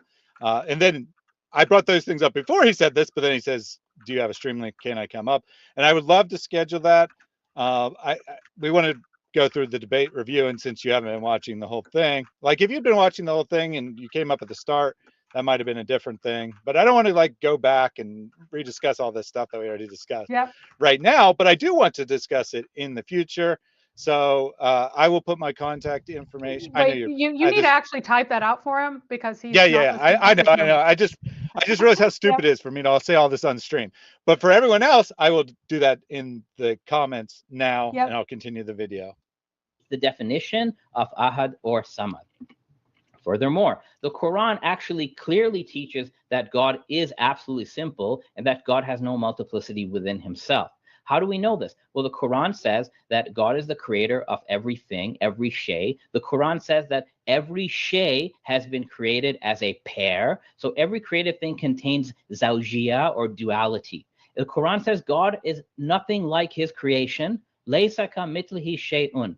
So God is absolutely dissimilar to everything in creation. And if everything in creation has duality, it means God cannot have any duality. But when the Athari comes and says that God has real entitative sifat that are distinct from his essence, the Athari has created duality within God, because a sifa and mausuf are not identical. They're codependent on one another. And this is the same teaching that Imam Ali, the first Imam and the fourth Caliph of Sunnis, teaches. He says you have to deny God attributes, that is real distinct attributes. That's the end of that slide. Before you make any comments on that, I just wanted to say that we have an intellectual genius, Mo L, in the chat, who says, bitch has no credentials and talking outside of her neck. I guess that means you, Mary, because I doubt he's calling me bitch. Good argument there, Mo. Like, I doubt he even knows what thing he thinks he's defending, because he probably doesn't even know what you're talking about. No. But there you go. That's fine. So, all right, notice, so on this slide, Mary. All in pairs. The Ismailis darn well know that it means what kind of pairs? These are spousal pairs. Boys and girls. These are spousal pairs. And so, and this is talking about plants as well as thinking creatures, right? But he's going to give this duality to them because he doesn't like the spousal pairs. This pairedness is spousal, boys and girls. Allah is single and doesn't have any pairedness because he doesn't have a wife. That's what Muhammad actually meant. So now he says every real attribute, sifa, forms a pair. Zawaj, that means spouse, that means wife or husband, with the bearer of the attribute. No, that is not what this means. I mean, it's in the context of the story of Noah, so that would be pretty strange for sure. Yeah. Well, in the original one, the original one is, and then the souls are paired, which he is not actually, he is not actually. So it also occurs, right? Yeah. Also occurs in the context of Noah. So anyway, but that's how they kind of avoid what actually happened and kind of run away from that, is that they're saying that what's happening here is he's talking about this Platonic form versus the expression of the form. Right. I just realized something very important, right? Because they said that one of the second step, it was the second step, right? Where the eternal or universal soul is created. That's what that universal soul is then entering into this soul pairing, right? No,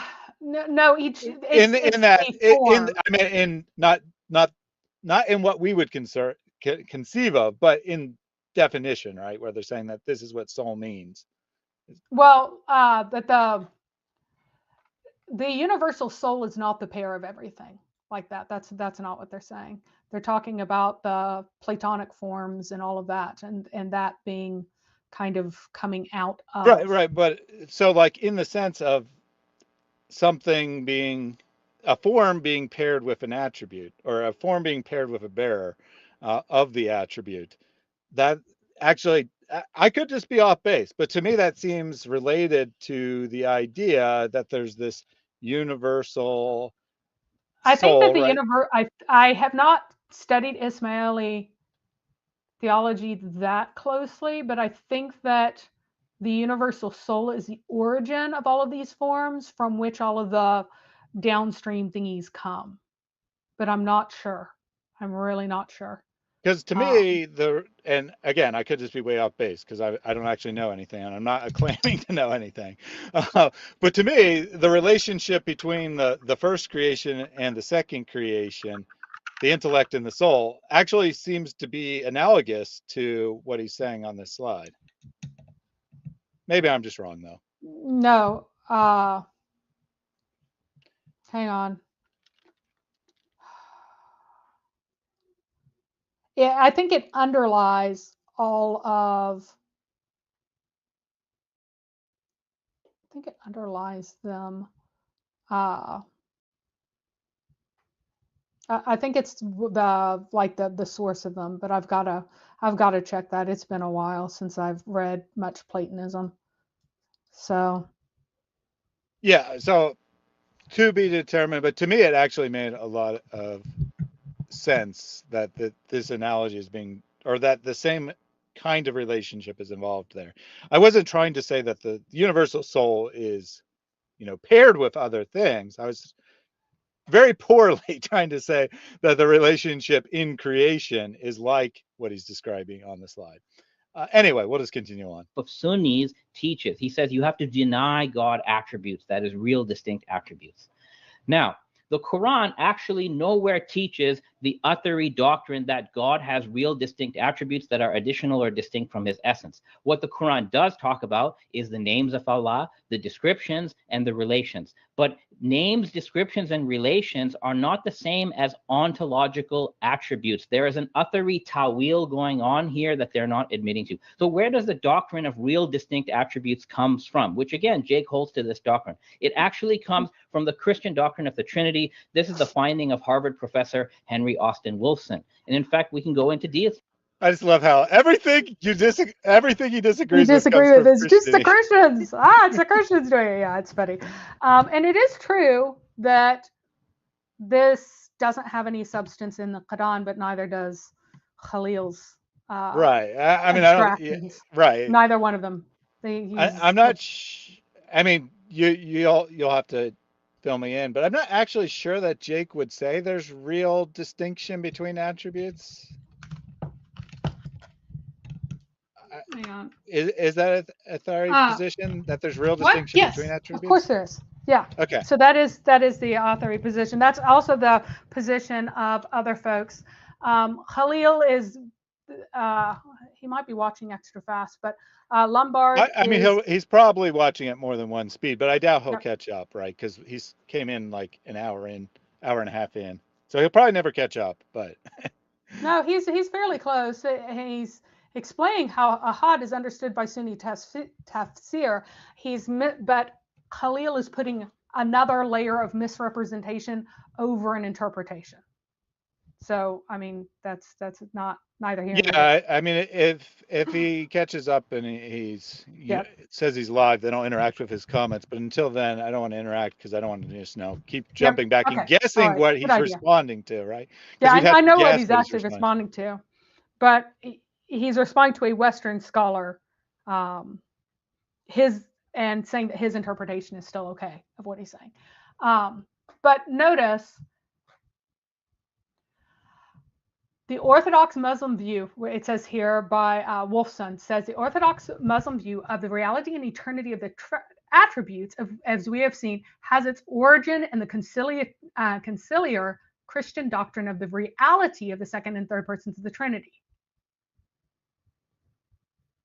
No and yes. So no, the reality and eternity of the attributes is affirmed by the Orthodox Sunni Muslims because they are struggling with how to interpret their own texts. That's why it's affirmed. That they actually have real distinct attributes, because Allah says things like, my mercy overcomes my wrath. And what do you do with things like that? What does that mean? It seems like these are truly distinct things in the way that they're reading it. This is their reading of it. Now, does the expression of what they are seeing derive from Christian usages of terms that were rated from Aristotelian philosophy? Yes. So in that way, yes. So it is from there. So's tawhid.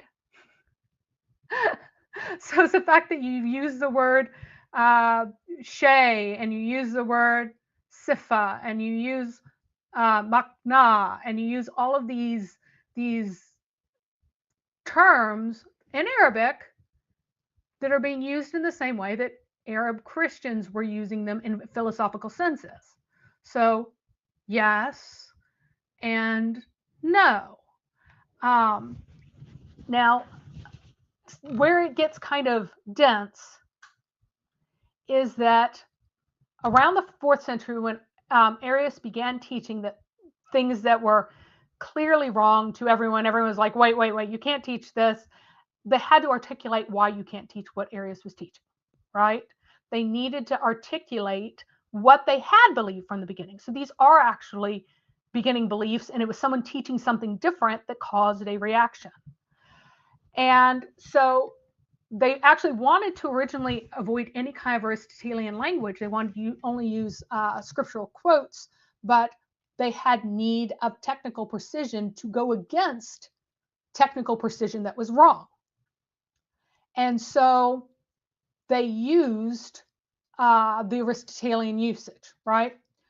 Now, hypostasis was originally envisioned as a separate instantiation of the one form or essence of God.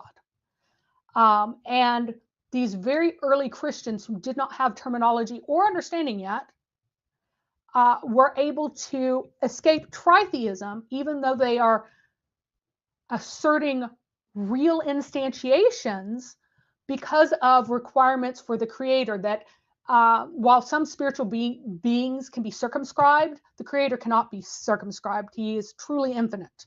So there can't be an instantiation of God that begins in one place and then another instantiation begins in a different place. It all has to be the one. In addition, there's no potentiality in God, so these all have to be identical instantiations of a perfect form. So in this way, you can get three that are the one identical form that are not separate in space either, but they are still three. Now, this is a functional model, but it's not the best description, in the same way that Newtonian physics is a functional model at a human scale, but not a true description. Or the Bohr model is actually massively more useful than the quantum atomic model if you're like looking at understanding where the valence electrons are, right? If you're looking at an electron map, your probability cloud is not going to be any use for you, but the other one is. So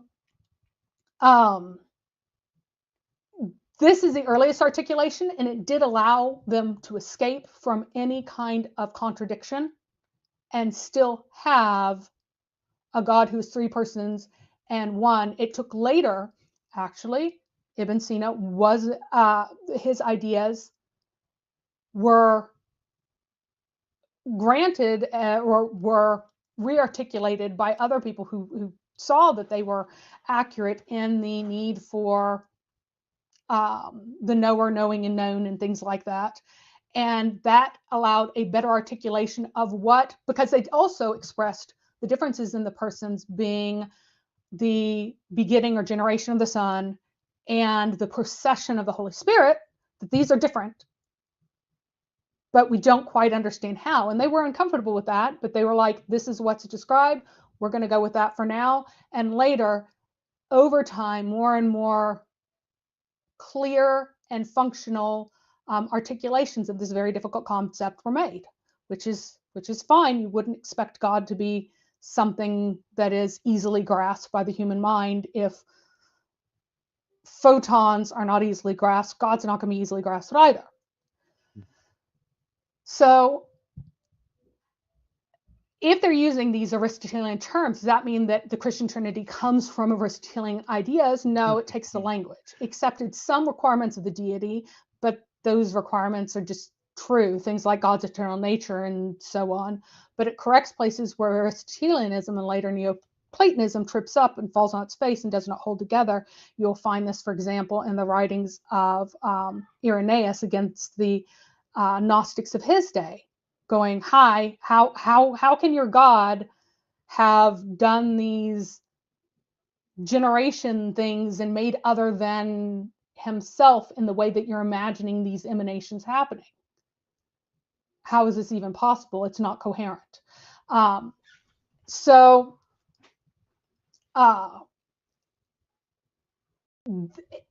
Trinitarianism has within it a creator-creator distinction that certain other systems do not have, but also has a kind of multiplicity and a kind of unity in it that's really necessary for creation. And whenever I get to my Trinitarian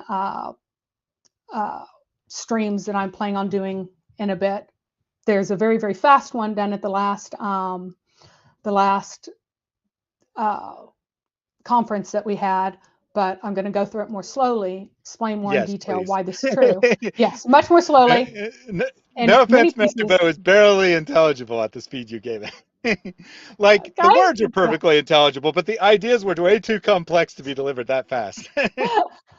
So maybe not for you, being a super genius and all, but there were some other people that I had like 3-hour discussions with afterwards. It's like this point and that point, this point and that point. So other people followed. 3 hours for them to understand what you said in 45 minutes.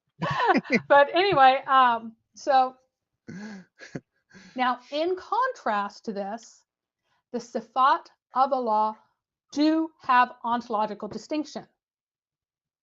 So the Allah's knowing is not his hands, or if you're not Athari, if you're Ashari, his knowing is not his seeing, right? Which is not his hearing.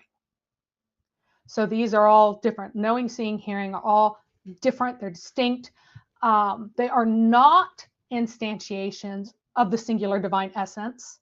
They're rather, and they do not say this, but it's what they are. They are the parts within the divine being that are not identical with it. So they raid Christianity for their sifat, but then they make them into something totally different. And then they have an Allah who still doesn't fit the basic criteria of deity because he has made up of finite parts. If his parts have distinctions, each one must be finite.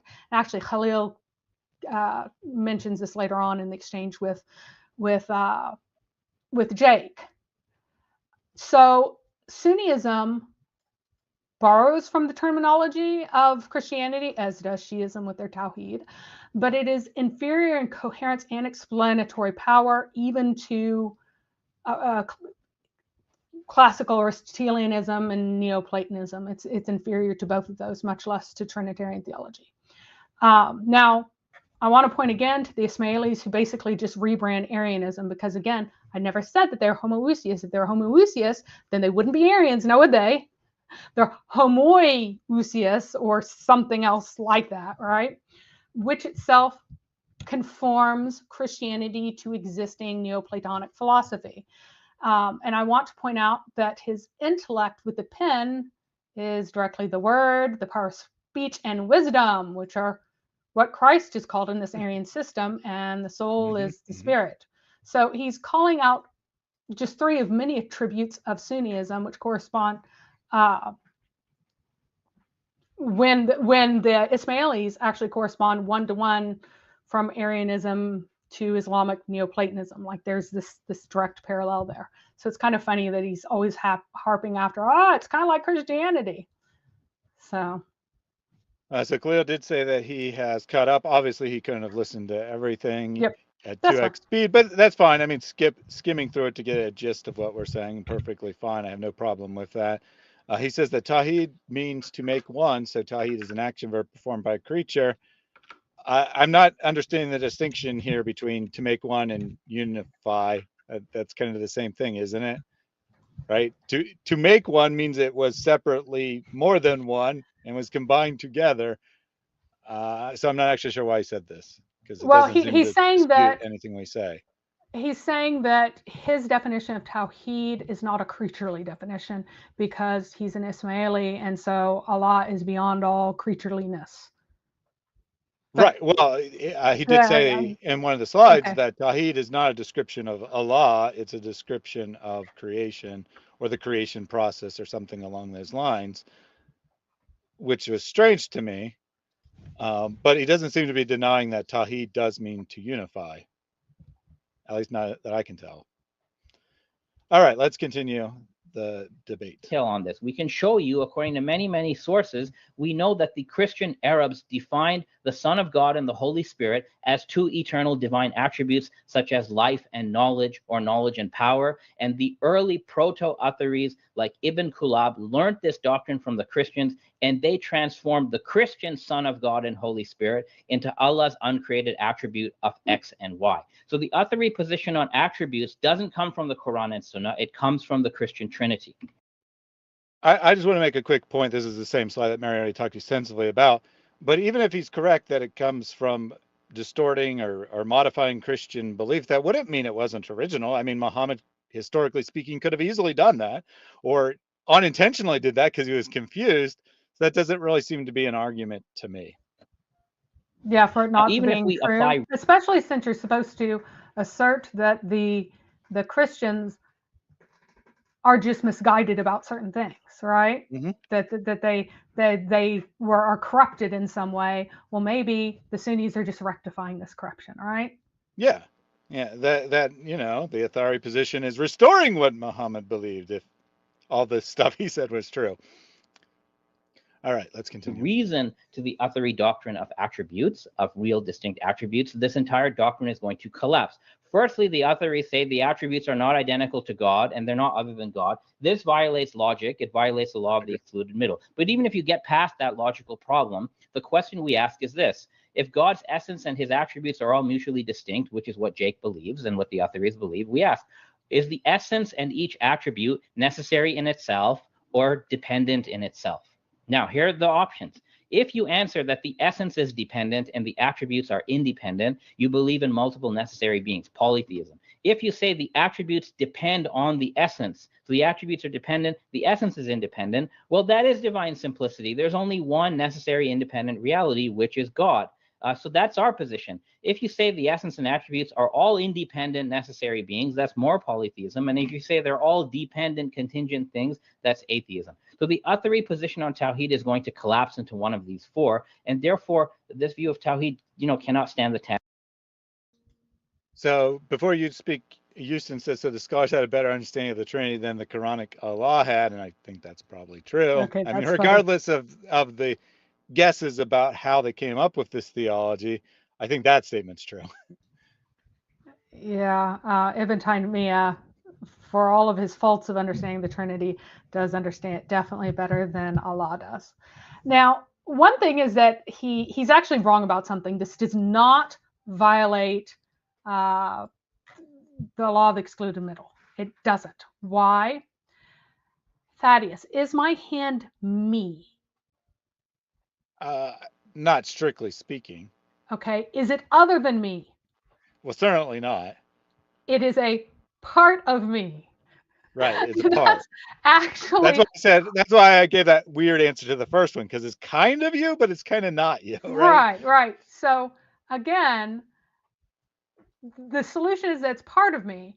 And by invoking the law of the excluded middle, Khalil uncritically adopts this false dilemma that's designed to appear like a paradox, but it's really not a paradox at all. How the Sifat function in Sunnism is very clear. They are parts of Allah, like they're parts. But I'm not parts. sure about Asharis or Maturidis, but Atharis absolutely hate to say this. But if you really pin them down, they'll kind of admit it. And actually, Khalil gets Jake to admit that they're parts. Straight up admit it. Well, that's very interesting.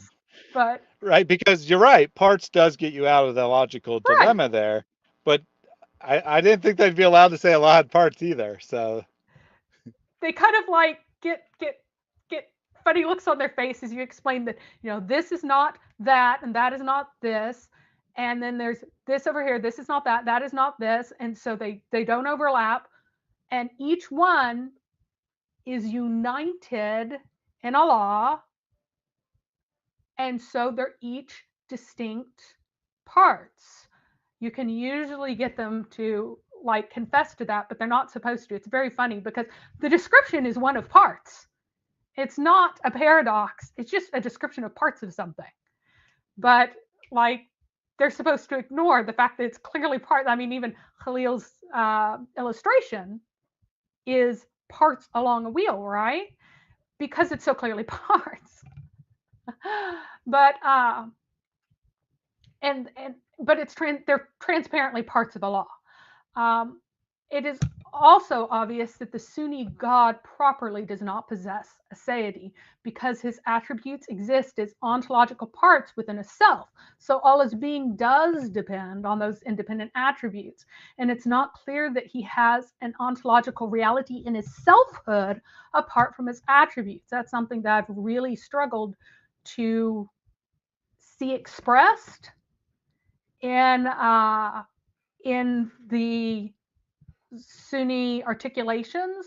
I have not been able to figure out whether or not that's like the self of Allah is something that is other than the sum of the parts is another additional thing, or whether or not that's just the name that they give for the sum of the parts. It's extremely hard for me to figure out. I don't know whether or not anyone's clearly articulated this. But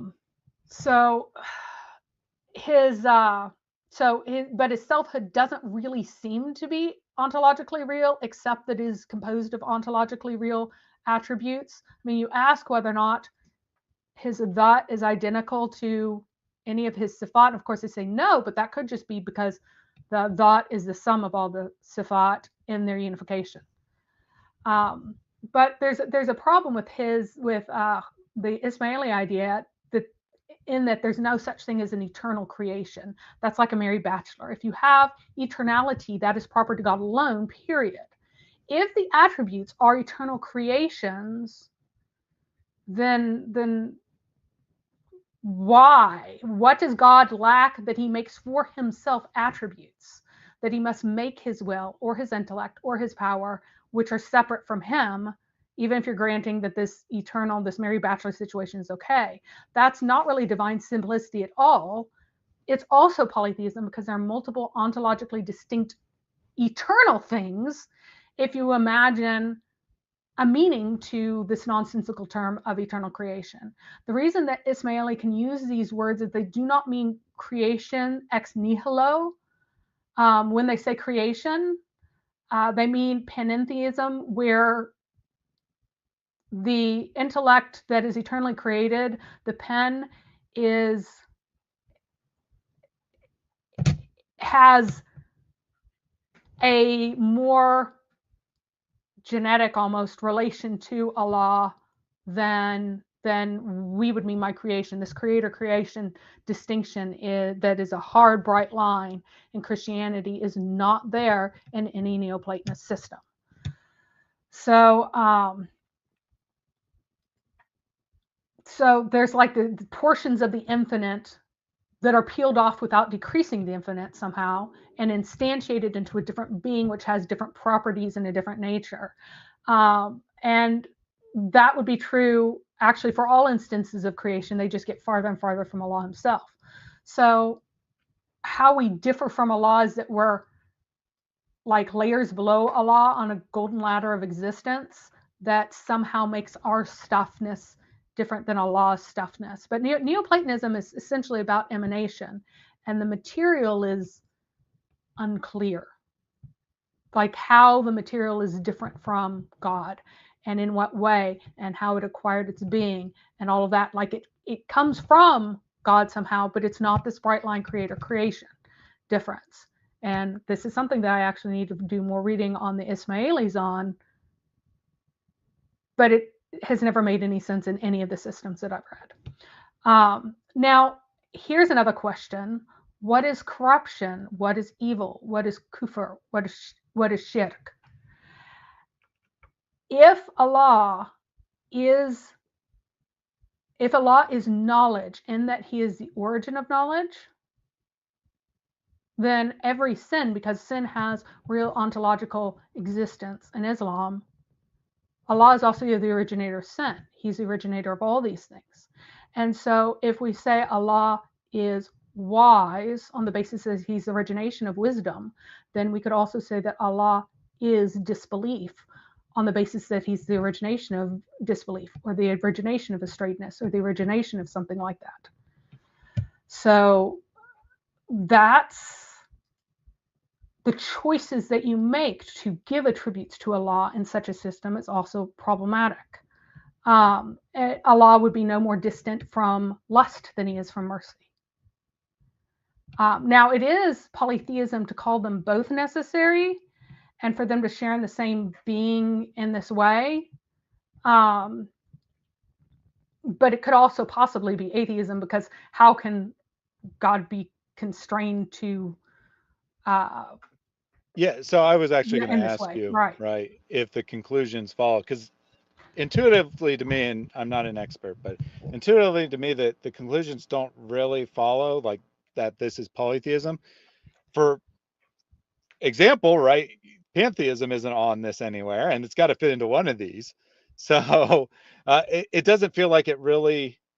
I'm not saying that two is wrong. I'm just saying that I don't think saying one is true leads to polytheism as the only possible outcome, likewise for three, or that four only leads to atheism. I don't think that that's Yeah, correct. you kind of go, it could be polytheism, it could also be atheism, because that wouldn't be God. So, right. So, Yeah, I'm just saying that I don't think that the conclusion really follows from, now, the setup. now this contingency stipulation is valid because there is actual dependence on ontologically real and distinct things.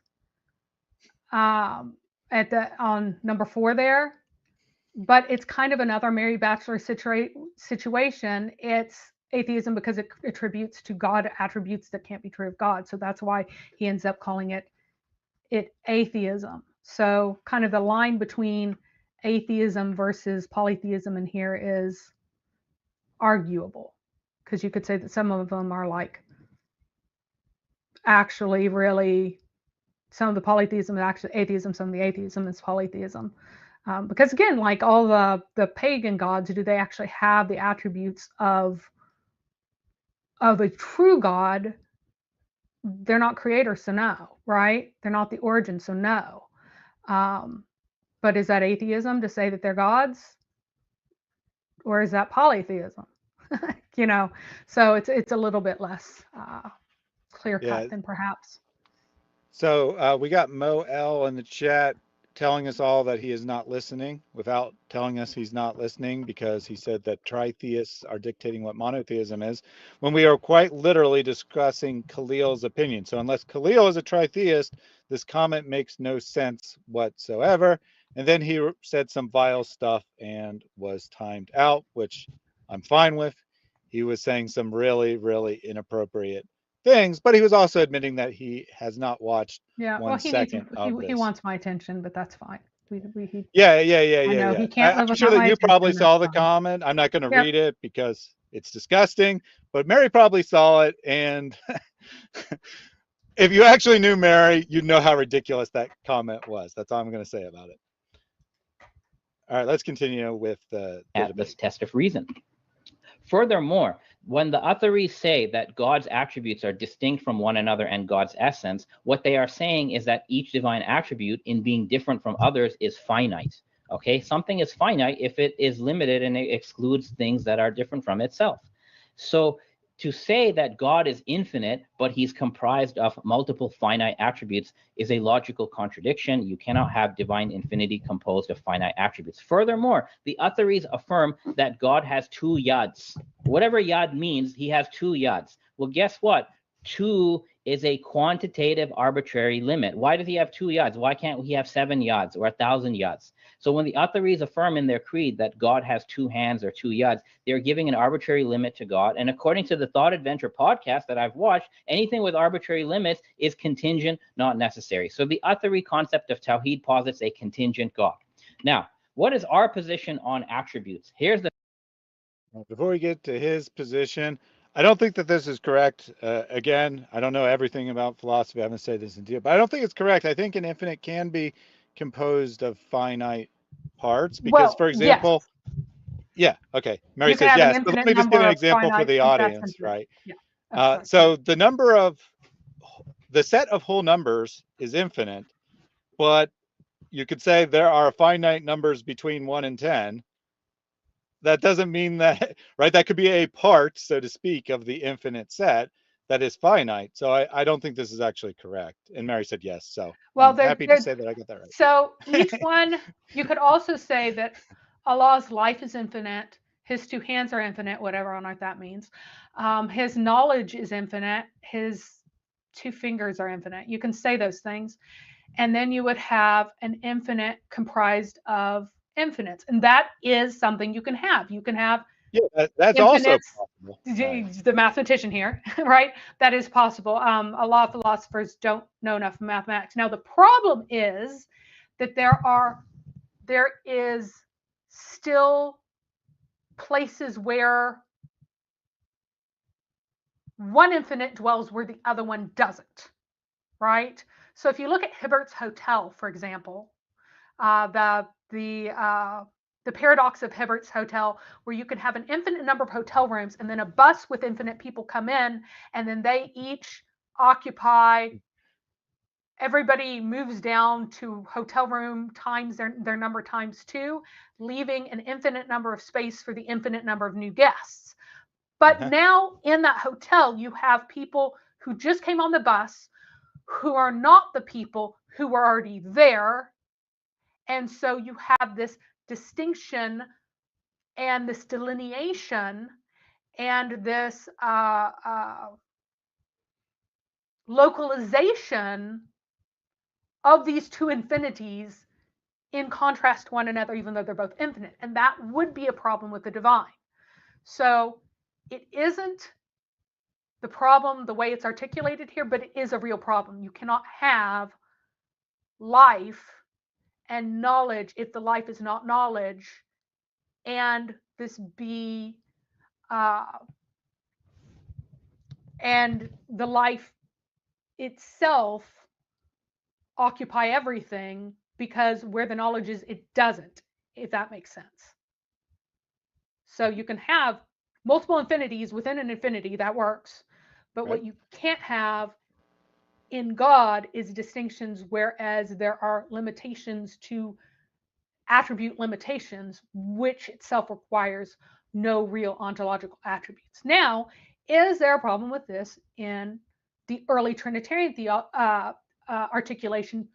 No, because from the beginning, the Trinitarians articulated that though they were 3, each was identical with the essence and did not exist in any kind of conceptual or spatial distinctness at all. So they are essentially coexistent with one another such that they are the same. And how that is 3, again, was very, very hard for them to understand, which is why people kept running to Arianism, even though that's clearly not what the Bible describes. That, again, is something that you expect in a true description of God, that it would be difficult to articulate. It worked, but it was not the most intuitive thing. It left a number of questions. And it was hard in that system to articulate how it's true that the Father begot the Son, but the Son did not proceed from the Father, and the procession of the Holy Spirit and not the beginning of the Holy Spirit. Like, why that? They're like, right now we don't know. We're just saying that it is. Took a long time to get clarification. So later thinkers provided clarification that showed not only what the act of God as God was, that it was God's love, but also that God being love dogmatic, having been dogmatically understood before this point, ended up giving the answer to that beingness, that the Father was the lover, the Son was the beloved, Holy Spirit was the act of loving, of the loving itself. And so this also, again, leads beyond scholasticism to this relational existence, pointing toward things like relative identity being true identity, and is the most coherent system that could exist, as difficult as it was to get there, and as long as of a trip as it took to get there. And that is the kind of thing that you see in the best theories and the best models, that they're very difficult to get to, but when you do, they have enormous explanatory power. All right. Yeah, I mean that right. We don't have to appeal to theology for that. Just to make point clear to the audience, the highest understanding of most fields of knowledge is very difficult to understand. But then has great explanatory power. Right, but then has great explanatory power. So it shouldn't actually be weird to us that it's not easy to intuitively grasp exactly what it means to be God, for example. Tawhid posits a contingent God. Now, what is our position on attributes? Here's the thing. If attributes refer to distinct finite realities, which is what the Atheris believe, then yes, of course, God is beyond attributes because God is one and infinite. So these finite distinct attributes like knowledge, power, life, and justice, these belong in creation. Okay, when the Quran refers to God as all-knowing or all-living or all-powerful, we can affirm that he is, but the meaning of that is that God is the creator of life, knowledge, and power, not that God is the bearer of life, knowledge, and power. And there's a consensus between the philosophers, the Sufis, and the Ismailis on this point. There's actually consensus on this. Now, we talked a little bit about... Oh. This is good because this is what Mary was saying all along, that basically their position is any attribute that Allah has, it means he's the creator of that thing, not an actual attribute of Allah. And he gave some very concrete examples of that there. And I mean, I don't think his argument, like, I don't think that there's a logical argument why it has to be this way. Although he seems to think it has to be this way. It couldn't be any other way. Yeah, and the Allah as being utterly beyond everything. And again, this is why the Ismaili was having issues with Ibn Sina. He was having issues with this one point of Allah not being the Platonic monad. And when I said monad before, I mean like in the Platonic sense, this Platonic beyondness thing that you cannot even ascribe existence to, because existence is an attribute of us. Life is an attribute of us. But I have a question. Why can we not say that Allah is astrayedness, as Allah is attributed in the Quran as being the originator of all astrayedness, that all astrayedness... Well, he has to be originator of everything in the Islamic. He's the originator of everything. Right? But even if you're going, well, evil is a real thing, right? Right? Sorry, just to be clear, Mary, evil is an actual thing, right? In Islamic theology, it's not just the absence of good; it's an actual thing, which means it would be proper, according to Khalil's understanding, to say that Allah is evil. That's one of his names. That's one of his attributes, because that just means he created evil. But they would never say that. Yeah, and if you are going to restrict it to things that he is attributed with in the Quran, because for some reason or another you can only ascribe to him the things that have been ascribed to him in the Quran, you can still ascribe to him as being the originator of one particular word for corruption, the corruption that's put in every soul. You can ascribe to him as being the originator of astrayedness and lostness, because it continuously says that Allah is the only one who leads astray. But again, they don't. Are these things, if these things are unsuitable to their God, then how did they come about in their system? Because it's not a lack. It is a real, it's something that actually exists. It's not a deficit of Allahness, essentially. Thank you for clarifying that. Let's take super gift. I want to say chat, but a gift of membership from Jack Ray. We're asking you to give a loan to Allah subhanahu wa ta'ala, and believe me, that will be paid back in ways you can never imagine. Who is it that would loan Allah a goodly loan so he may multiply it for him many times over? Allahu Akbar. I love that verse. Every time we donate to projects, we're giving a loan to our Creator, the most generous, who will return it to us in this life. Brothers and sisters, can you afford to miss out on this opportunity? Got one of the new ones there. Thank you for all your support, Jack Ray. Let's see the next segment here. We're almost done with the opening statement, and then we'll probably call it a night after that. He's on this point. There's actually consensus on this. Now, we talked a little bit about creation. So in our view, God is the creator of everything. He is not limited by anything, but everything God does is in accordance with his own essence or his own nature. So because God is absolutely simple, he creates one direct creation. All the other creations are from him, but indirectly. And that one direct creation is called the first intellect. And the reason why is because if God has multiple aspects, then he would create multiple things. Because God is simple, he creates one thing directly. And this first creation must be eternal because God is eternal. God is not in time. I know Jake believes God is in time, but God is actually not in time. So God is always eternally creating the first intellect, and the first intellect depends upon God. So it is a creation, and it's an eternal creation. And in the Islamic tradition, and in the Quran and the Sunnah, the first intellect is affirmed. The first intellect is called the will by which God creates all things in Shia Hadith. The first intellect is called the Amr, the kun fayakun mentioned in the Quran. In the Hadith literature, the first intellect is called the pen. It says the first. So before, I know it's still the same argument, but since it's a new slide, I want to pause there.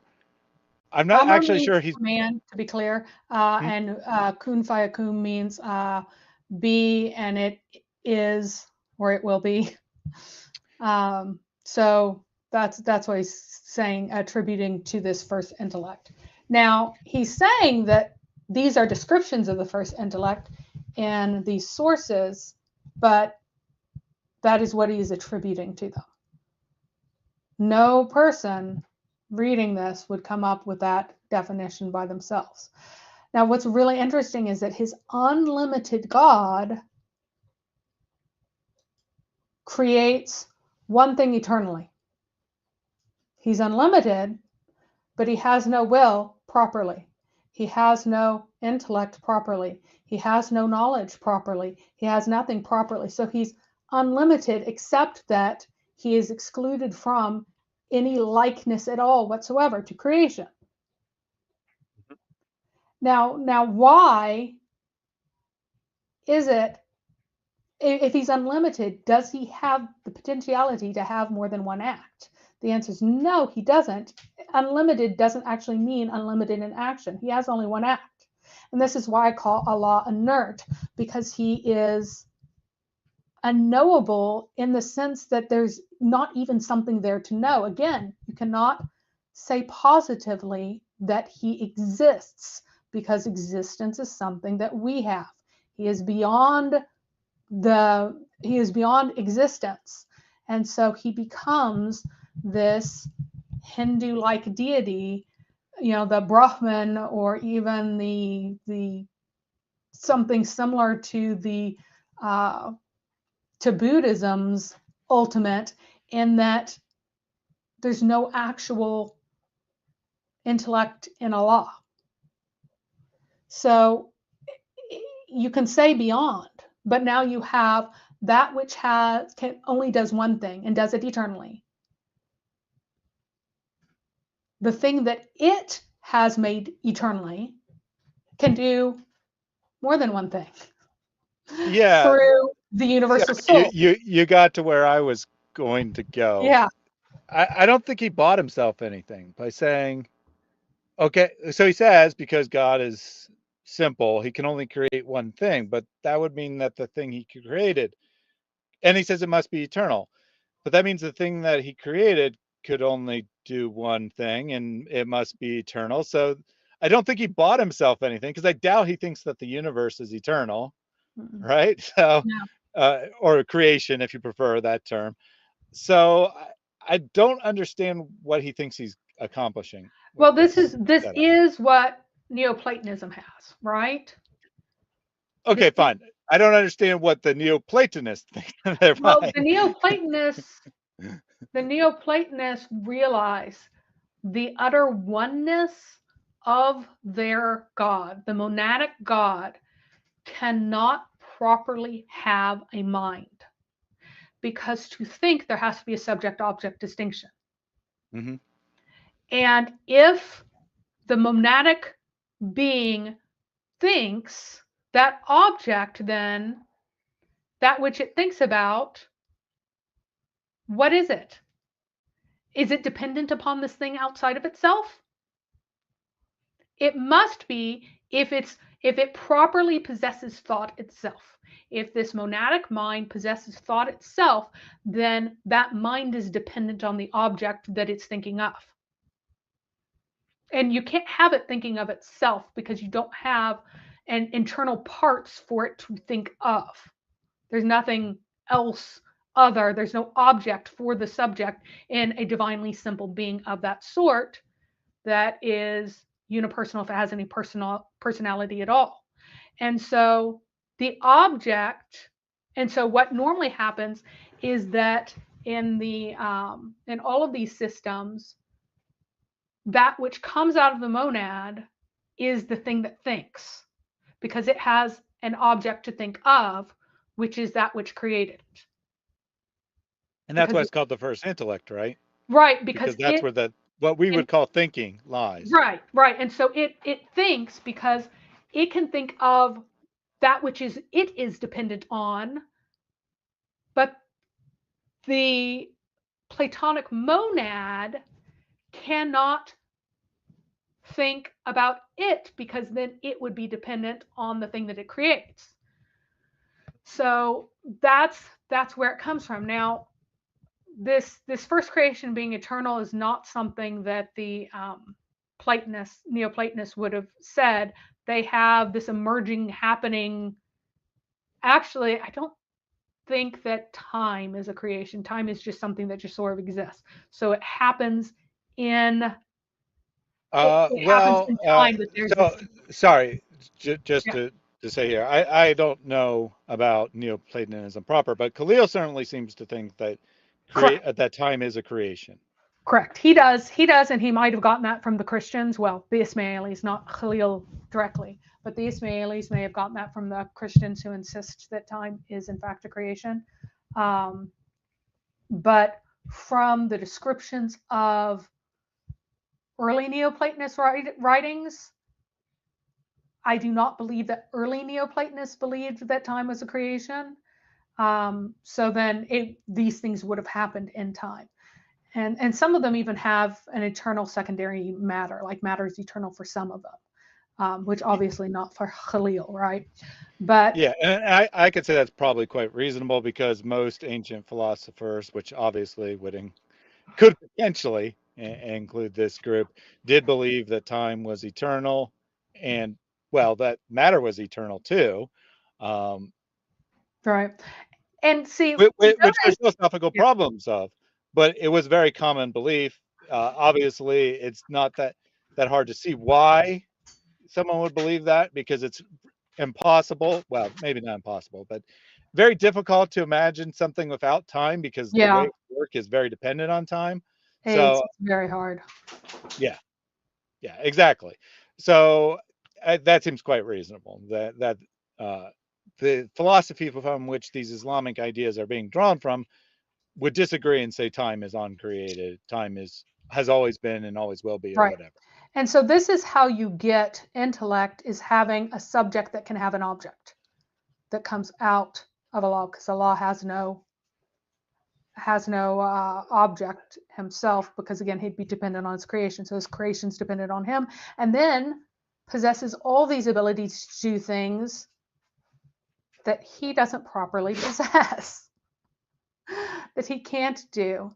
And so it's kind of funny to hear the Neoplatonists go that, oh, it's fine, it works, why not? He's unlimited. But no, he is limited to that one thing. He cannot do other than that one thing. That is the one thing that he does, and he always does it, and he does not exist without doing it, to create the intellect that has an object, Right. to have this capacity to have the universal soul through which it creates everything.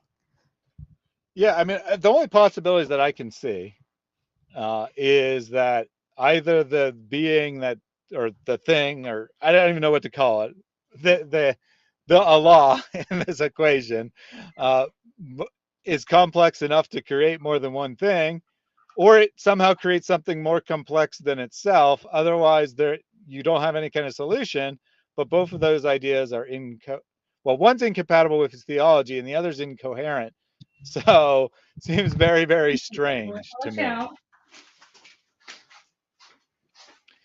All right, I'll go ahead and play the next portion. Quran. In the Hadith literature, the first intellect is called the pen. It says the first thing God created was the pen, and then he told the pen to write everything in creation. That's literally an intermediary. Before anything is created in its physical reality, it is written by the pen. So God does create everything through the pen, or the first intellect. And these hadiths are in the Sunni and the Shia corpus. Okay. So he's correct, sort of, that Allah does create the pen, and then everything else is kind of dependent upon the pen. But what the text certainly doesn't say is that this pen is the first intellect. It says no such thing, right? It's just the pen. There is no other.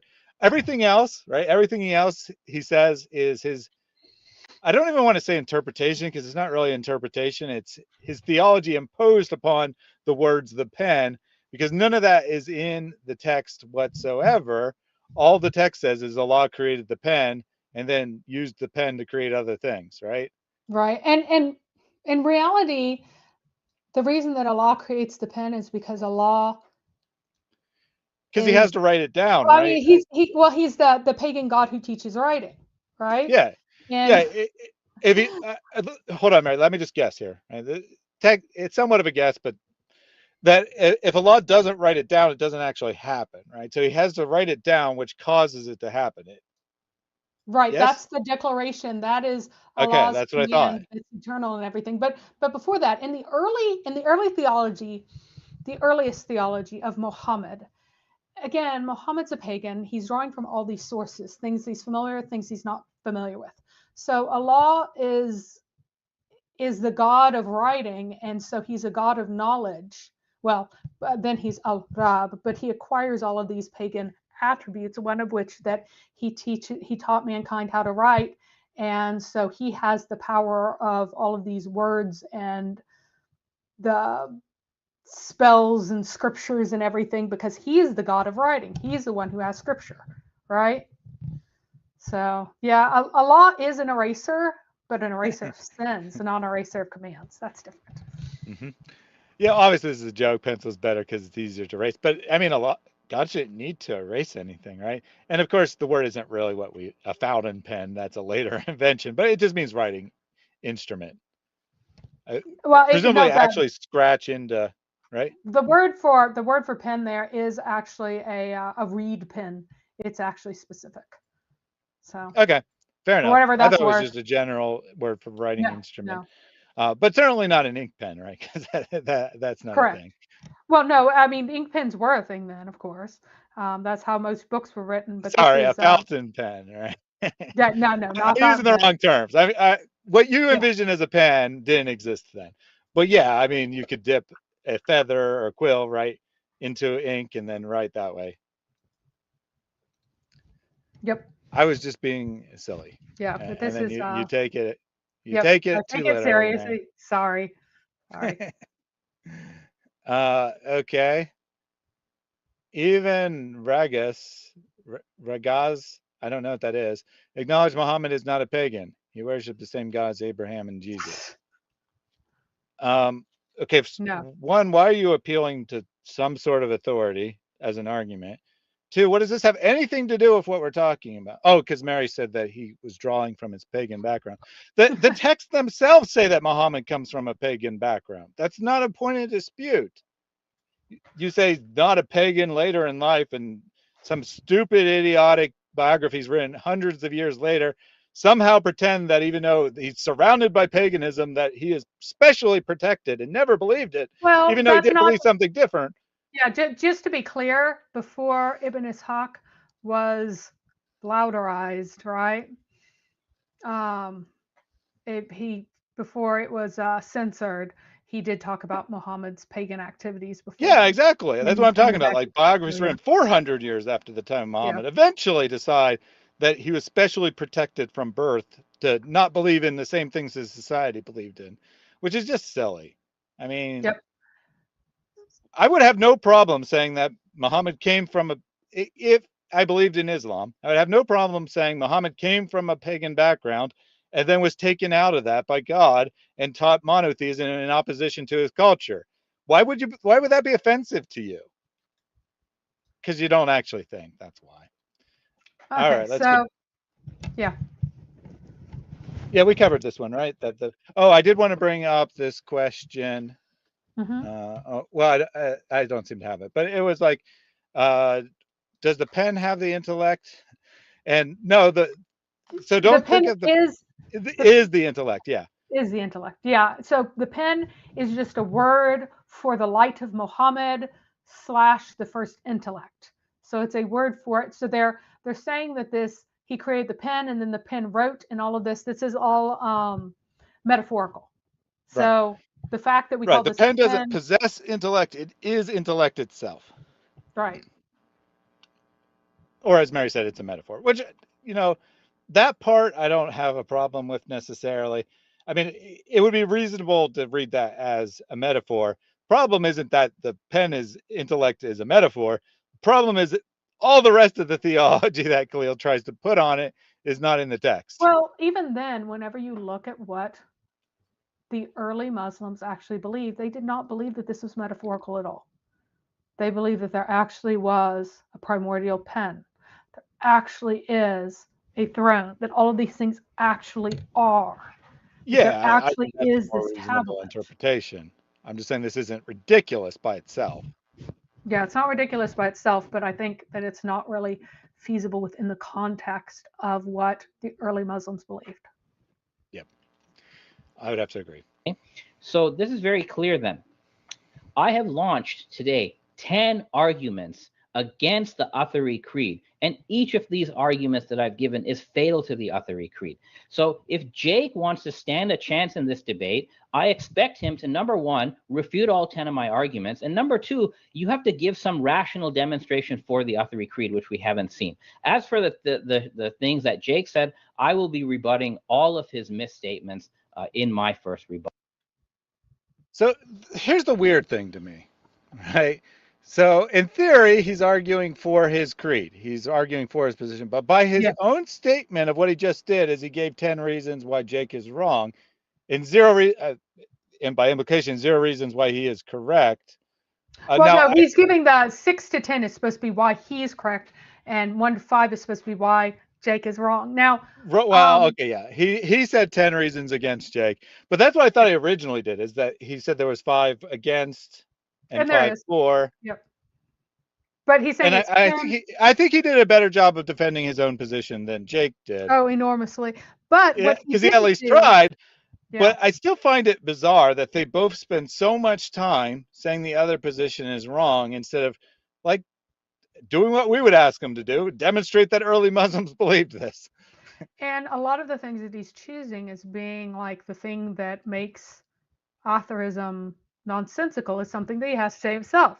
For example, the fact that he's completely other than anything in creation, to the point that you cannot say that he has intellect. You can't say it as a nominal distinction. You cannot say that of Allah, that he has will, that he has any of these things. You cannot say that he willed to create. So all of these things cannot be other than what they are, and yet he says he's unlimited. Well, he's precisely limited. He has like one act and no other. Like Allah does is unlimited in his power to do his one act, but Allah himself has not decreed anything. Allah himself has not willed anything. Allah himself has not created anything other than the light of Muhammad. The light of Muhammad creates all in the power of Allah. And the idea that anyone would read the Quran and believe that by what it means by Allah is knowing, seeing, is that the light of Muhammad is knowing, seeing, and the origin of that is from Allah, therefore Allah is knowing, seeing, is just, it's not conceivable. Whereas you do something like, in the beginning was God, in the beginning was the word was with God and the word was God. That fits perfectly with the expression of Trinitarianism, where there's one God, the word is distinct from God as he is with, and that actually has the image of before or aside from, like in front of. So there's a distinction there, yet he is God and therefore does not violate the Shema, which says you will have no other gods besides me. So there is no other God besides the Father, and yet there's multiplicity. Like that is a clear Trinitarian articulation, not in theological speech, but in a speech that demands the Trinity. You get nothing like that goes, my goodness, the light of Muhammad clearly is that which creates. He is the one that wills. He is the one that determines in everything. And this unlimitedness of Allah is also really interesting as being insisted upon, because we'll find later that this is a fully deterministic world. So Allah is constrained to do no other than what Allah does. And the light of Muhammad likewise has no will in the sense of libertarian free will or free will according to his nature. No. Every step is determined. It's a clockwork universe. What I'm saying here, according to Khalil, is required by Allah. Allah has decreed it. Everything has been decreed, and Allah himself has no more freedom than I do. It's a wind-up universe, which is kind of wild. Yeah. So he did, I think Snoopy's right. He did say 10 reasons Jake was wrong, but I think he just misspoke, because when he introduced it, he did say 5 reasons against Jake and 5 reasons for my position. So he just misspoke in the conclusion there. No big deal. He did. Now, in each of these points, he did like also point out why it be incompatible or why Jake's position would be wrong. But he did also argue, to a sense, argue for it. The problem is all the arguments kind of just stated things and didn't really draw it out from their texts or from logic or much of anything. It was just a statement that this is correct, therefore our position is correct. Like I said, he did much better than Jake, but that's a really low bar. I don't think he really defended his position very well, to be honest.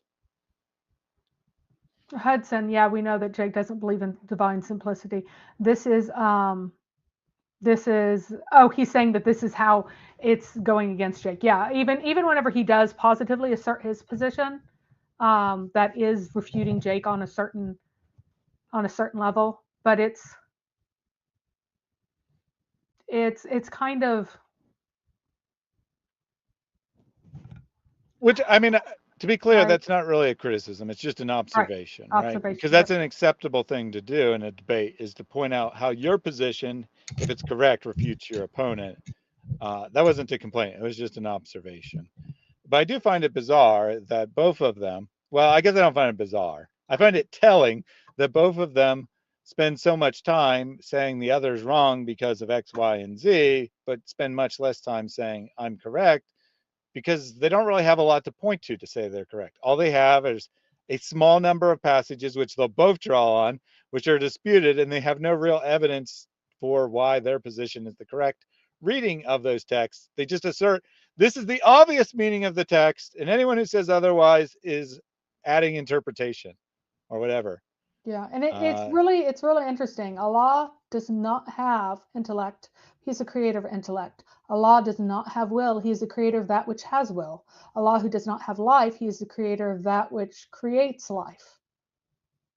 And my question is, would anyone in a thousand years get this idea of Allah not having life, not having knowledge, not having will, not having existence, not having hearing, not having seeing?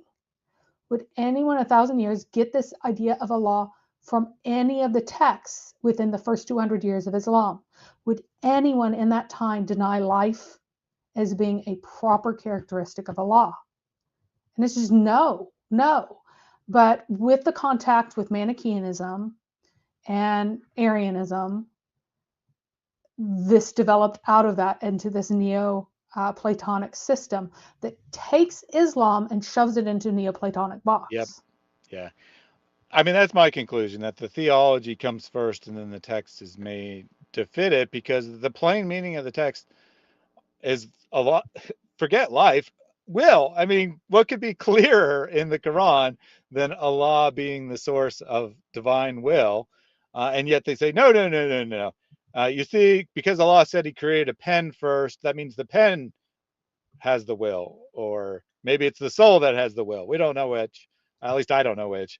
But it's not Allah, because that would be too creaturely. That'd be too of this world for him to have the will. And that just seems to be completely ignoring the text and imposing something on it that you want it to say. Yeah, and then that's my interpretation. And then that's my conclusion. Let's see, where is that? He right in here. Hang on for the break. Dang, where is that? He ought to talk about 1677, right around here, which is, I don't know what here means. Right around where we were. And unto Allah belong. I can go to your next clip if you want, but I mean, that was the end of his opening statement, right? Where is that? It should be right in that last bit where he goes, and unto Allah belongs the unseen of the heavens and the earth, and the matter of the hour is but a twinkling of an eye, or is nearer still. Lo, Allah is able to do all things. He should. So, do you want me to play the next clip that you had? It should be in Khalil's section here. Hang on. Oh, well, maybe this was the end. This was the end of his opening. Hang and on. Then you have a minute and a half break. 7. On your timestamps. 8. Oh, he said it earlier. So yeah, he misconstrues the twinkling of an eye, because in 54:50 we get that twinkling of an eye again. Nay, but the hours their twist, and the hour is very calamitous and bitter. That's 46. 48, the day when they are dragged on their faces into the fire, taste now the touch of succor. 49, surely we have created everything with fate. 50, our commandment is but one, as the twinkling of an eye. So all of this is about, is just about how quickly the doom will come. That's why, and the matter of the hour, that's the hour of doom, the end of things, is as but a twinkling of the eye. This is taken directly from Christian theology, that he will come as a thief in the night, twinkling of an eye, etc., etc. This is borrowed directly from this, probably again through another hymn.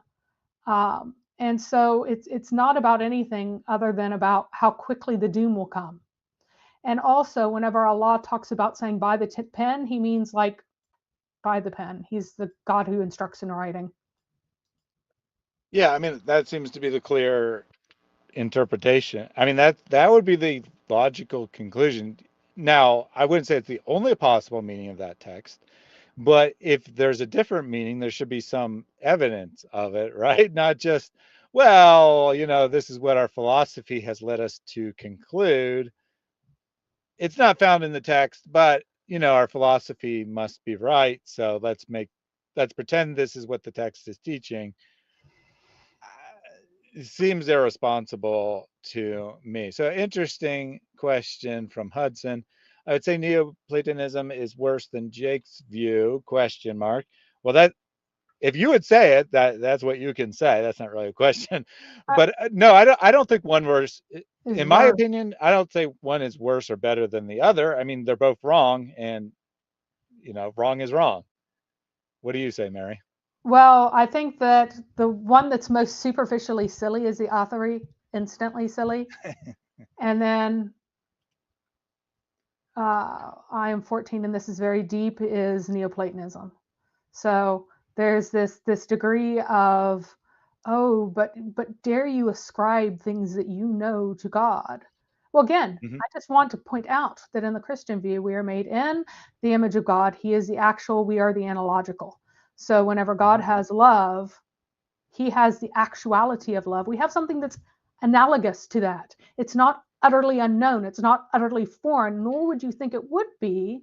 Right. When an intelligent creator creates you in his image to be in communion with him, he would make something that can be in communion with him. Not something that can't. And that makes perfect sense to me. Right? Yeah, that makes perfect sense to me. That we're imperfect, right? We're unlike God in the sense that we're not God, right? That we don't have his abilities, but I mean, forget abilities. That's not even important. We don't have the perfection of the good making qualities like God does, but that doesn't mean we totally lack good making qualities. It doesn't mean that we can't say anything about God, because we can obviously only think in our own terms. This is just, I mean, to me, it's horrific, right? To me, it's horrific to say our view of God is that we can't say anything about him except that he's the creator and therefore you should worship him. Right. No, that's just dumb. And what would be the point of worshiping this God who has no intellect? Right. Like, why? Right. Why worship God? Right. It has no joy, right? It can't be made happy. It has no satisfaction or love or joy or anything. The nearest analogy would be it's like some force. Yeah. Right. It just, and that's why I call him. You can't say exists technically, but it just exists and that's it. Right. There's nothing else that you can say about it. And again, our God is goodness, which is identical with his love, which is identical with his knowledge. God's act of being is not an act of creating something eternal outside himself, but is the act of knowing himself. And the distinctions required between subject and object mean that there are real distinctions of relation, not ontology. This allows for a God who properly possesses a mind or intellect and who is personal. He is the self-existence, and existence turned outside himself is called creation. Thus, whether or not God creates, he has the actualized power of existence within himself. So what we call creation is just an operation outside of himself. Because God is the self-actualized, he actualizes externally without alteration of himself. That is, God is creator, means that God possesses in himself that which makes him capable of creation, including immutability. So compared to, again, what they express of a law is purely what's called apophatic. Negations are really the only thing that they can say of him. And negations are intelligible, but they don't make Allah intelligible, nor is Allah supposed to be. I mean, he's not created in community for community. He just, again, that's why I call him inert, because he does this one thing, creating the intellect, and then the intellect possesses all the power secondarily as a derivative from the original. And if you say that, oh, well, the intellect is a creation, we don't say it's the same as Allah, why does it have any powers at all? Like, why is being an intellect have powers? How does this cohere? It really doesn't. That's how they try to deal with having this Platonic monad, which cannot think on its own, still be the source of creation, but it's not actually coherent. Yeah, I mean, Jack says, I can't get no satisfaction. The Allah stones, I think, is what he meant to say there. I just don't, I don't think that anyone, like, people might intellectually hold this view. I'm not saying they're lying, but I don't think anyone could consistently live out this view, because it would make the religion totally pointless, right? Yeah. There'd be nothing, there'd be no intellectual basis for anything. Do keep in mind really. that it's fully deterministic. It's a clockwork universe, and whatever you Yeah, do is entirely exactly. determined before you're even born. So there's no reason to do anything at all, except that you were meant to, it's already been declared that you will do it. So if I ate a tea bag, it's because Allah wanted me to eat this tea bag from all eternity. No, not even wanted, because he doesn't have a want. Right. He has an enslaved will that is enslaved to the clockwork world. So it's even wrong to say that. So it's yeah, I mean, it just be so pointless. And the I Sufis, don't see how anyone could hold this again, view. don't have quite the same view as the Ismailis, because they view that they can manifest these attributes of Allah, which aren't distinct in their view, but they can be manifested. You can manifest Allah's truth in yourself, manifest Allah's life in yourself, and that means something. But what would it mean to an Ismaili? Like, he's just the originator of life. Is there life as a form that somehow gets you closer to Allah if you can manifest it? Why would that get you any closer to Allah than you are now? So yeah, I mean, yes, Dankworth Balthazar, it is. I'll read that in a second. It is a Lovecraftian god. Lovecraft did borrow from Neoplatonism. So yeah, it's the blind idiot. So he says, is this version of Allah basically Azathoth from Lovecraft? I already told you I'd read it in a second. It's the super chat, Mary. Come on. To do the actual creation. Yes. And again, in their view, it's not proper to call him either an intellect or an idiot, because he is beyond intellect, beyond idiocy, beyond any description. But that's why I say that he is the inert monadic God. It's like someone who presses a button eternally. And that's what Allah is. And that's all Allah is the pressing of the button. So we've learned that Mary will not let me read the super chat before she answers it if she likes the question. Gold, or maybe Mary can't even hear me anymore. Approach was not excellent in his translation. So it's the Clear Quran translation, on the other hand, is the worst translation of any of them, because he'll just lie about the meaning of the words. So yes, yeah, I'm in engaged zone right now. I'm just responding quotes. Hello, your brother in Christ. If you are going on, I got a text from you a little while ago. I would be happy to join you. We can wrap up here and go on. Are you going on in a bit? Let me check. I mean, I doubt it. It's 11 p.m. Is live stream coming? Can you actually hear me, Mary? No, I can't hear anybody. I don't know what's happened. I think I turned myself down. Yes, I turned myself down. I had a feeling you couldn't hear me. Yeah, that's right. That's why I'm just talking like crazy. Sorry. I tried to stop you several times, and you just kept going. It's because this new one has on the over here has a mic button that I can easily turn accidentally. Sorry about that. I'm back. All right. So I tried to stop you and say, I'll read the super chat, but you just kept answering it anyway. Sorry. That would be why, because I turned you down. I just don't want to hear you anymore. It's totally deliberate. Anyway. Okay, Sunday. Okay, well, then I will. All right. So Jack Ray gifted Aries and Answers membership. And Allah will bless you in a million ways. You find the tree will grow and you will have lots and lots of wealth. This is the example that we gave to the children. And I'm letting you know that when you sow that seed by giving, you shall receive much more than you gave by the will of Allah. Give as much as you can, for indeed you will reap much more than you have sown.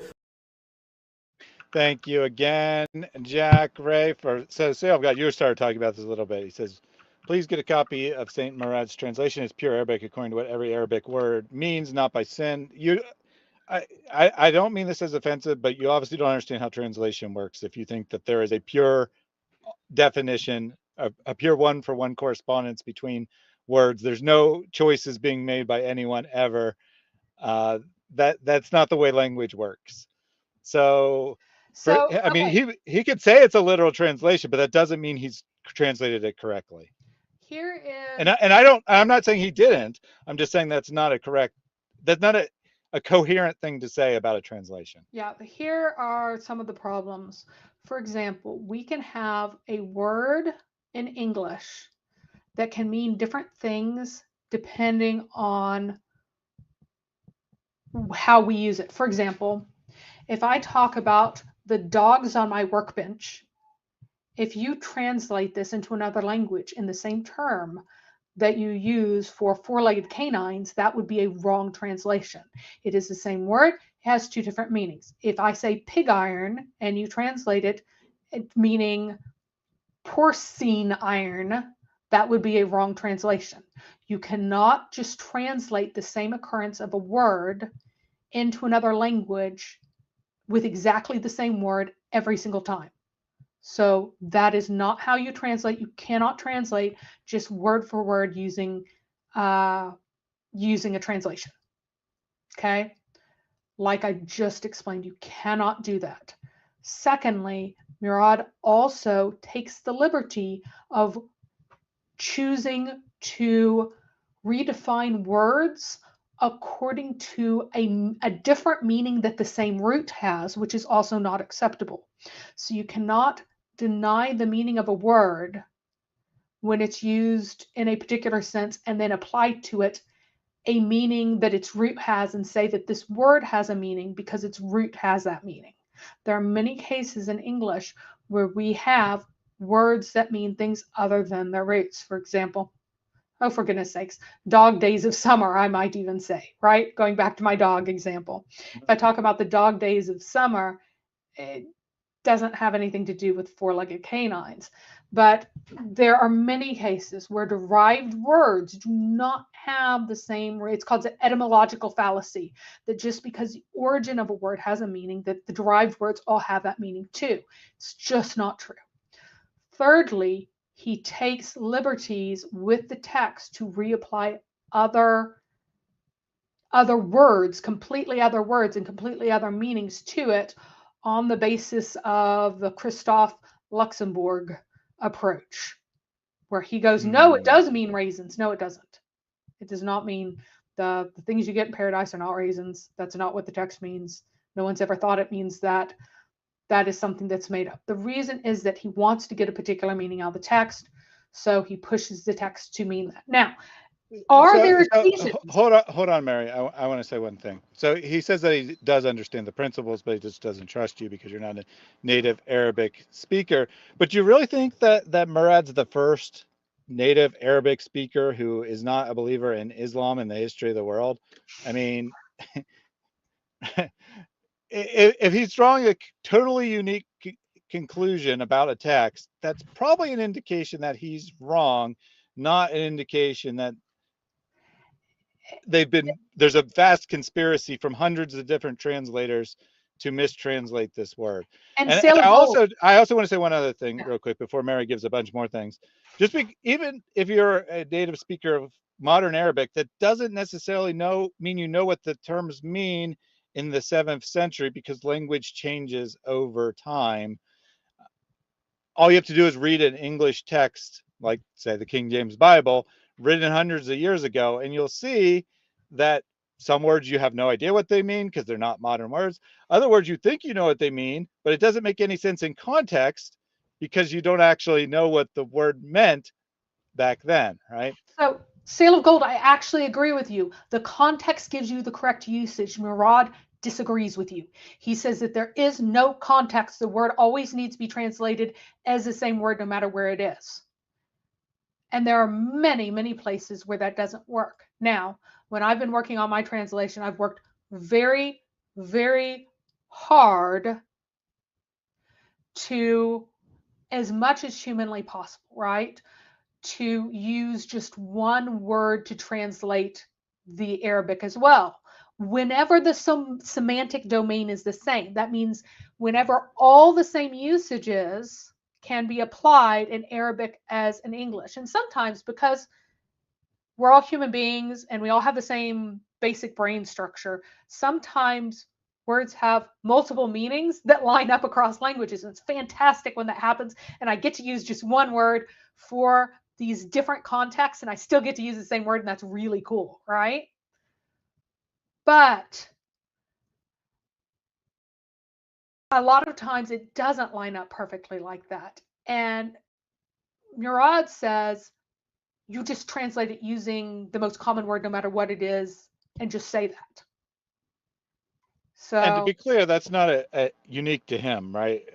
People, preachers, for example, very often make this mistake when it comes to the Bible, right? They go, well, this is the most common Greek meaning of this term, or sorry, of this Greek term, this is the most common English correspondence.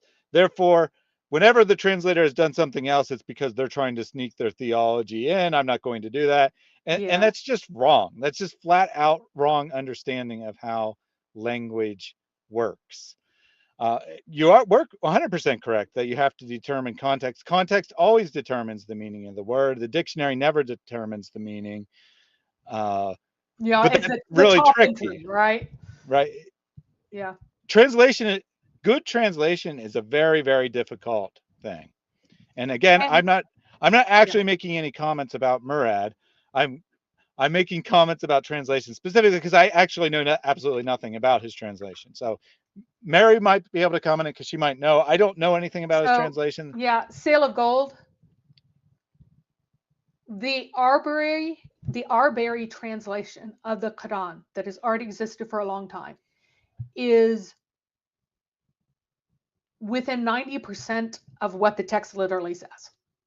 Mhm. Easily within 90%. There are distinct issues with And to it. be clear, just to be Only clear, occasionally. Arbery is not a Muslim. No, he's Right. not a Muslim. He is not a Muslim. And he's going off of what the words actually truly mean, not what the Muslims want. There are a number of places where his translation, you will never find a Muslim making that translation because the result is theologically offensive to them, but it is what it actually means. He will put in things that they will not. So no, the original text of the Quran is not in Aramaic, and it was So, not Arabicized, and that's exactly the thank you, problem. Sale of Gold, right? Thanks you, Sale of Gold, for pointing out exactly what Mary said, that Murad's making an assumption about the text, which then makes it irrelevant if he speaks Arabic, by the way. If he's actually saying this is the Aramaic meaning, or the Syriac more properly, meaning of the text, then whether he knows modern Arabic is completely and totally irrelevant to Correct. his ability to translate it correct. And that's the problem, right? Because in some places he's going based on his knowledge of Arabic, but in other places he's going based on the assumption that Luxemburg's theory is correct. And academically speaking, Luxemburg's theory has approximately zero support. I know that Jay and other people who follow him, such as Murad, absolutely love this theory, but academically speaking, it has very low status. And it has. and people are totally misunderstanding what Luxemburg even was arguing. The raisin thing is a perfect example, because what he actually claims is that hurry means white, and that this is a analogy for raisins, right? Or for grapes, I mean, because, or wine more properly, grapes and wine, because he said there's lots of images of people having grapes in paradise, and that must be where they got the idea, and those grapes are white grapes. So the word white, which isn't what it means, but he says it means white, so then he says the hurries are actually grapes. So it's far removed, right? Far removed from the meaning of the text. A literal translation, even if he was correct, wouldn't be grapes or raisins. It would be white. Yeah. And I've already done a deep study of this sale of gold. I've driven into, and those who know more Aramaic than I do point out that the kinds of mistakes that Christoph Luxemburg makes are common mistakes for a particular area, and he thinks that modern Aramaic, more modern Aramaic, is the same as ancient Aramaic, and he makes mistakes in classical Arabic, and he also arbitrarily chooses which bits are Aramaic and which bits are Arabic and which bits to take and which bits to alter. There's no, if you want to have a correct reading, you need to do things always the same way. You need to have a systematic, careful approach, which is something that he absolutely doesn't have. He has an idea and he tries to force things to fix it. So I will say this is a very good statement, though. I agree with the statement 100%. I think each of us needs to make a deeper study into this. It's about finding out the truth. So I stand corrected until I find out otherwise. And that's a great attitude to have. I will say that, unfortunately, linguistics and meaning of words is something that's extremely difficult to study as a layperson, because it is very unintuitively the way language often works, because you speak your language, you don't ever think about how sentences are constructed and how word meanings are defined and stuff like that. It's very unintuitive, and you can very easily draw wrong conclusions because you're thinking in a language, let's just say English, for example, and then you see something which seems to make sense to you in as English, but it actually doesn't make any sense as English because it's not English and it's not derived from English and it has no bearing upon it, because the rules of that other language are completely different and the resemblance was entirely superficial and your intuition tells you otherwise. So it is really, really difficult to look into these issues. It's not like, say, studying history where your understanding of things is probably reasonably accurate without actually studying anything. When you're looking at language, it's really, really difficult if you're not studied. And the hur does mean like bright, and al-ain means like eyes, so they're bright-eyed ones. And so that's where, rather than calling it, oh, it's not women, but I don't know why the budding breasts he decides are somehow also grapes. I have no idea why budding breasts can be grapes. He does games with it, right? So, but it is a poetic reference to the women. It's not like they are females in the Arabic either, but bright-eyed ones would be a correct direct translation. Bright-eyed ones, right? Right, which and the that was my Quran did not point, come in right? a new Even if it Arabic, means by the way. white, that doesn't give you grapes. And he does that a lot. Right. That's just the famous example, but a lot of the conclusions he draws aren't even based on what he says the word should have originally was, but his theological interpretation of what that word means. Yeah, and certainly we should. Oh goodness. And the Quran did not come in a new Arabic. So a lot of Muslims will go, oh, the Quran defines Arabic. Of course it doesn't define Arabic. It came in a language everybody understood, at least the words. Didn't always understand the meanings, and there are fights over what certain things mean.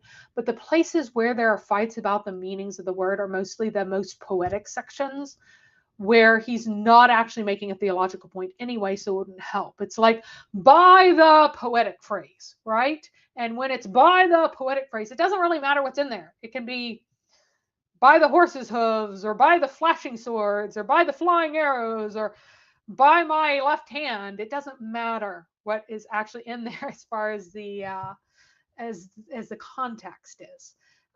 So yeah, there are things that are completely not clear at all, like what Muhammad was getting at, but it's this super high-toned, flighty, poetic language, not the part where he's saying that you should beat your wife whenever she's uppity.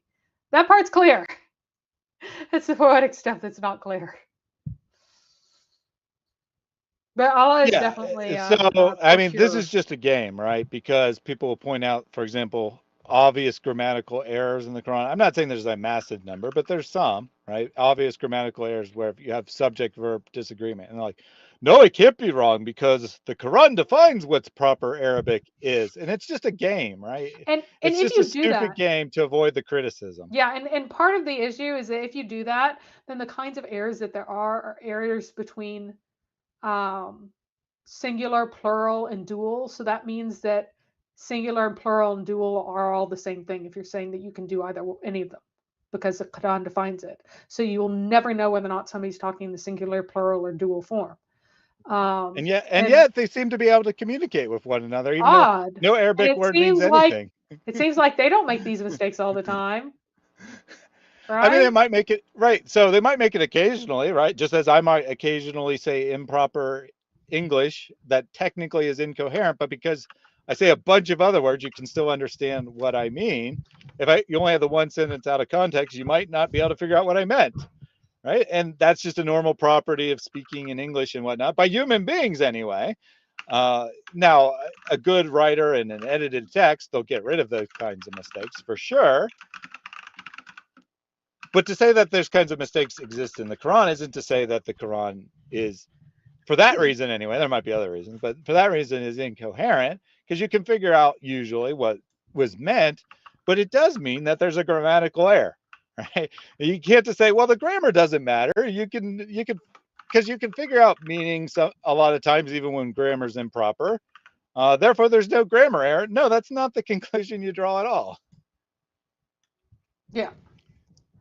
And it does mean, right? It does mean that it's a human hand, right? Because we would assume that God wouldn't accidentally use the wrong word sometimes. A human, yes. In speech, they sometimes accidentally use the wrong word. I especially do this all the time. But that doesn't mean that God, in his literal speech from all eternity, would use the wrong word or wrong tense or wrong form of a word. So yeah, it's evidence that it's human made, for sure.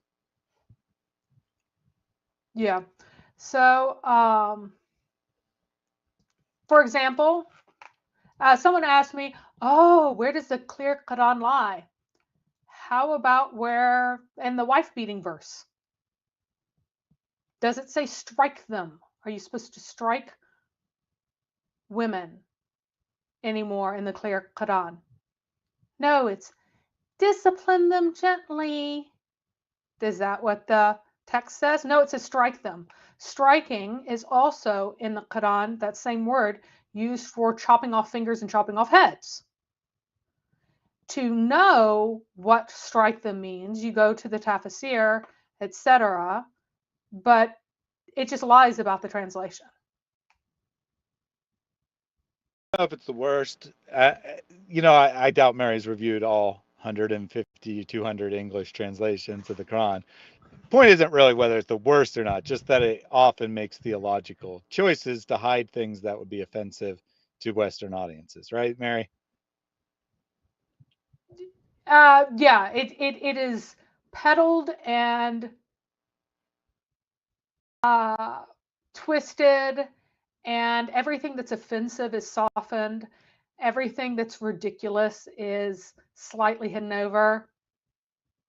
Oh, here's another one. The setting of the sun into the muddy spring in the Quran. It says that Dhul Qarnayn saw it setting into a muddy spring, and then it miraculously becomes, it appeared to him as if it were, or if it was setting in a muddy spring, which is not what the text says. It appeared to him. Yeah, that's totally smuggled in there. Yeah, there are tons of things like that. They're just playing. He just plays games, and it's a ridiculous translation. He knew what he was doing. All right, so we did have a question earlier from Houston that was actually, well, I don't know, not really a question, a challenge from Houston related to the text, or I mean, not the text, the video that we watched. See there, example of a human using the wrong word. If the parts are other than Allah, and Surah 16:20 says calling on anything other than Allah is calling on something created, then Allah's parts are created. What do you think, Mary? Well, again, the attributes, the attributes. So not the parts, because they don't call it the Shia would not call the attributes parts of Allah. They would call it other than Allah. Remember, the authority says it is not Allah, nor is it other than Allah. Right? The Shia say that it is other than Allah. He is the originator of it. It is not him.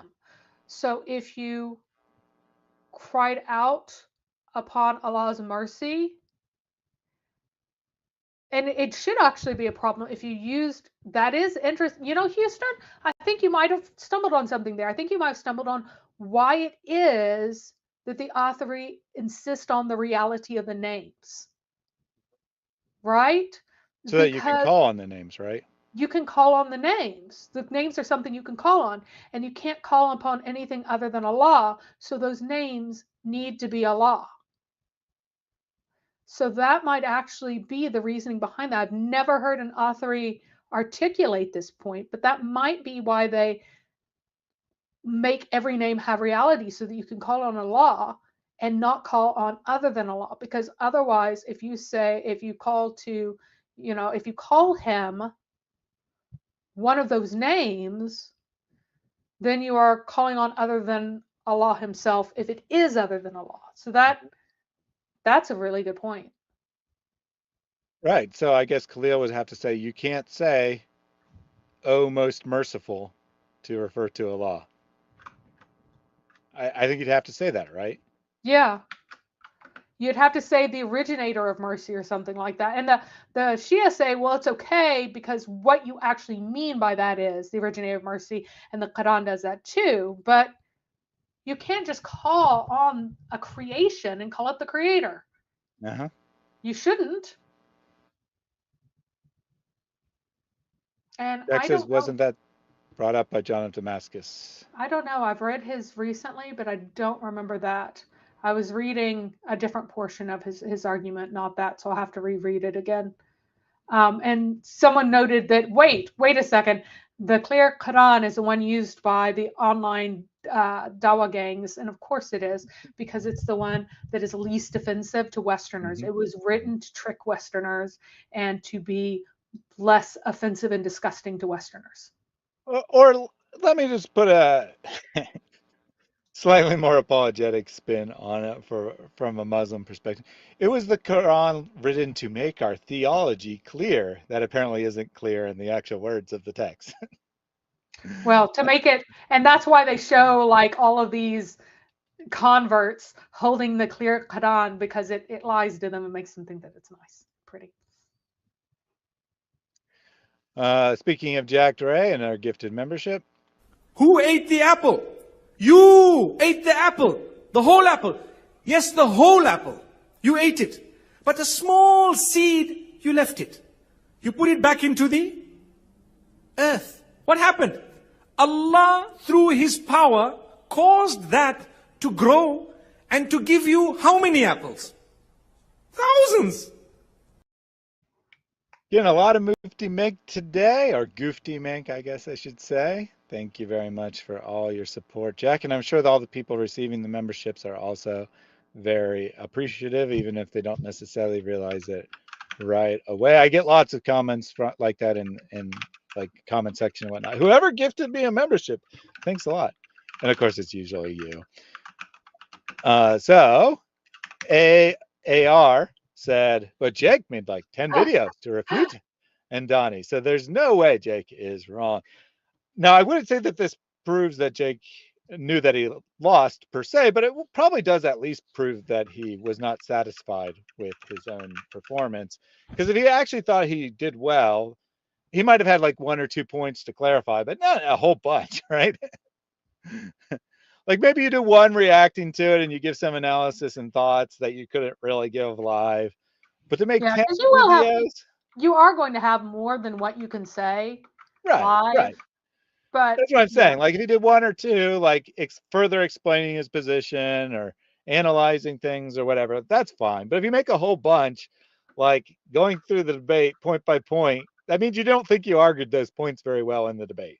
I'm really confused though why he didn't make any argument and just and didn't he attacked Khalil personally almost the entire time, rather than trying to make a coherent case against Ismaili views of things. So it's very interesting. No, so Charles, I'm guessing, says that the clear Quran does say strike them. I mean, it adds then, right? It adds a And then, which is not sequence there in that's there. not part of the text, but I mean, that's a minor change compared to, saying like admonish them lightly or something along those lines, or do some little thing, pat them on the back, like Yep. some of the translations try to do. Well, it might have been revised since the original one because it has gone through several editions. But yeah, there are a number of places where I just laugh because I go to Islam Awakened and read them in parallel just to see what other people have translated things as. And some of them are kind of silly because they will turn things that are short into like whole paragraphs because the whole thing is really a commentary in English, not at all what it actually says. But the clear Quran often just like misrepresents things is very, very common. Yeah, I don't want to say it's the worst. I mean, I like Arbery's. I don't necessarily like it. It's not the easiest to read because he tries to use archaic terms for some strange reason, even though it's written in 1970 or something. But as far as being the most literal, I would recommend Arbery. So Charles also said, did the Septuagint lie about the Aramaic with their Greek translation? I'm not Yeah, the quite Aramaic. sure. I'm not quite sure what he means. I mean, there's a tiny bit of Aramaic in the Bible, but I think he's He probably means Hebrew. he means the Hebrew most likely, right? Yeah. And And no, the I only thing don't that think they intentionally misrepresented any text. Just like any translation, they could have made mistakes, but that doesn't mean yeah, they the only thing that lied. they systematically did is that it was written for what? If you look at the tradition, according to the Septuagint, the concern of the translators is that what might happen if people read it, that they would misunderstand them as Yeah. polytheism. So to be clear, So they they occasionally make theological choices in the so they made translation. choices for things because they knew that their interpretation of hand actually means power, that they were fine translating it that way for the usage of the local folks because that's what they understood it to be anyway. Um, and this was Yeah, not and a this point is by just a point, philosophy of right. This is a philosophy of translation. but People say I want the literal translation, but that is actually meaningless. That's a meaningless statement, right? So you can choose the word that most closely corresponds in semantic range, or you can choose the best word for the context. and And what those are two different philosophies, but neither one is inherently always superior to the other. And people usually they usually have this misconception that there is a literal correspondence between two words in our language, and that's just not the case. and what happens with the clear Quran is that the purpose in a lot of cases is fairly transparently deception, meaning that that's not the understanding that you would get from the text or sometimes from the standard interpretation of the text. It's layers added on top. It's one thing that's chosen. It's all of these sorts of things. So So no, Fotre says, the Clear Quran is not Robert Spencer's book. Robert Spencer has the critical Quran, which is totally different. Right?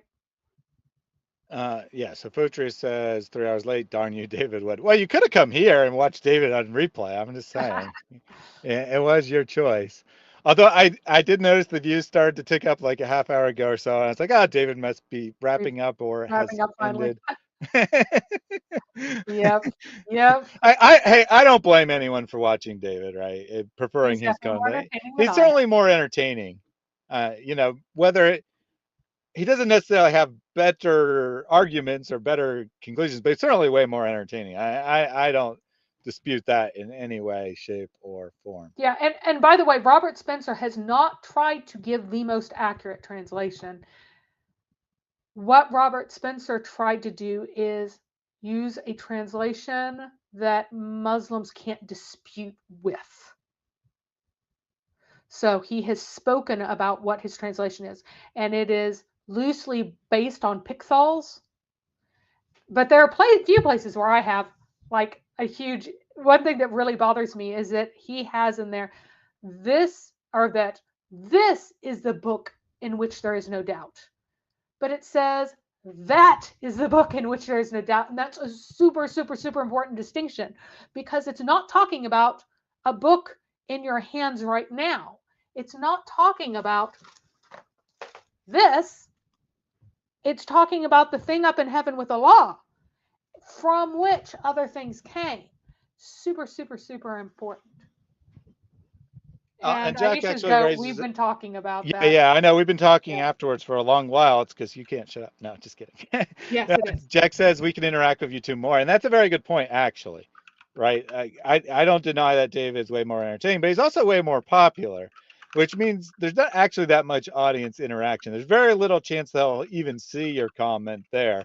So there's not that much harm in watching it on replay. Whereas my content, I have a small audience and I can interact with you guys a lot. So that is actually a good reason to watch mine live and watch David on a replay. Yeah, Just Seal of saying. Gold.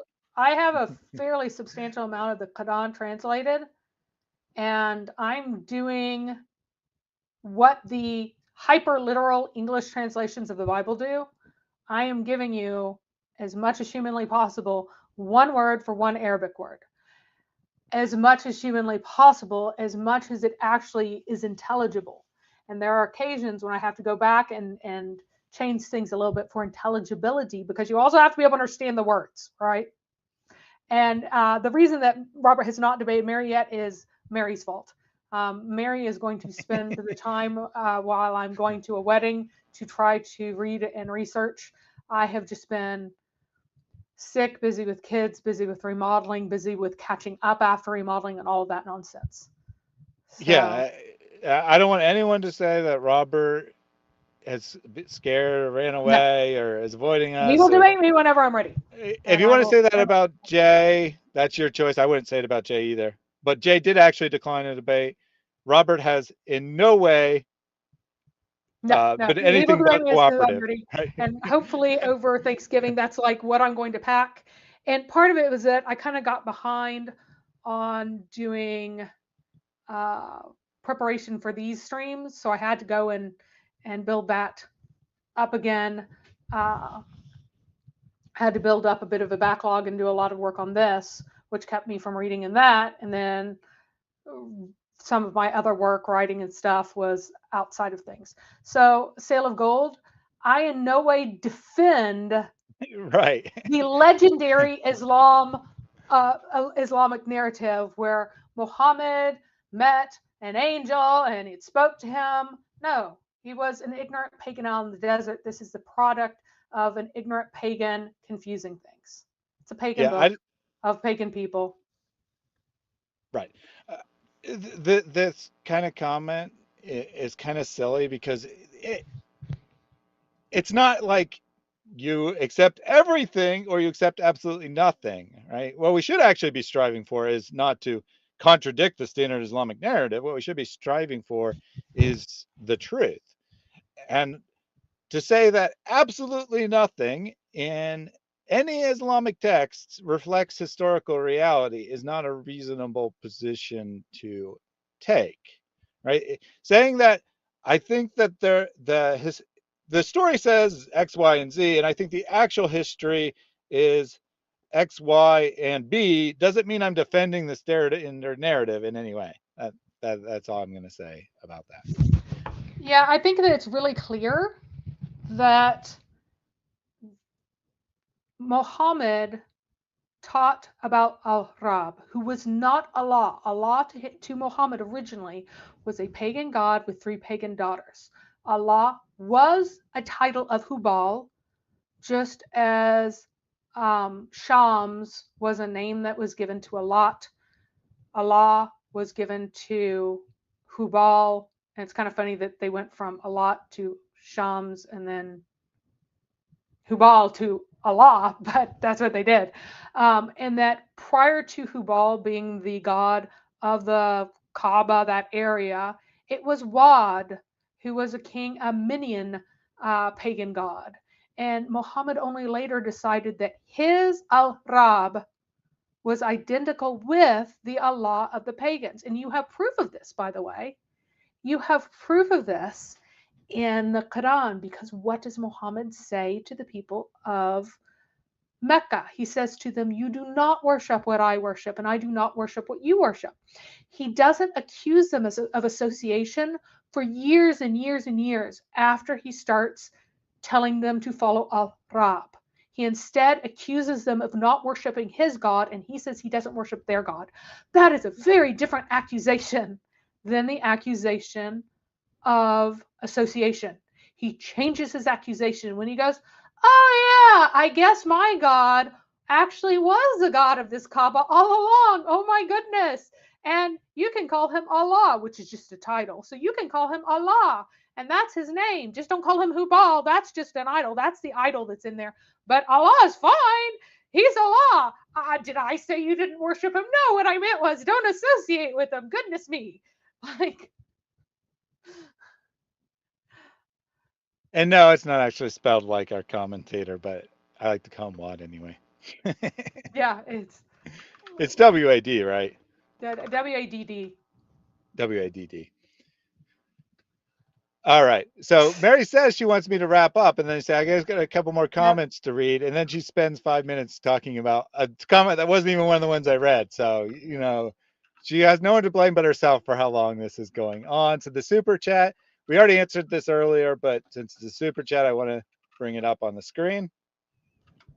I can't answer this question in a 20-minute interview, nor is it wise to do so, which is why I never brought this topic up myself. You will not find one lecture of mine about this issue. It should never be brought up in public. And I don't like these idiots, and they are idiots, wallahi. This is not something you discuss amongst the masses, ya akhi. It's not wise. I encourage anybody who is really interested to go deep to take the class. I do this class. It'll be 1 year later. This one is definitely not wise to talk about. Thank you very much for the donation, Dankworth. Said, wait, so this version of Allah is basically Azahoth from Lovecraft, the blind idiot god at the center of the universe who mindlessly emits lesser gods who do the actual creation. Well, only one, to be fair, emits one lesser god who does the actual creation.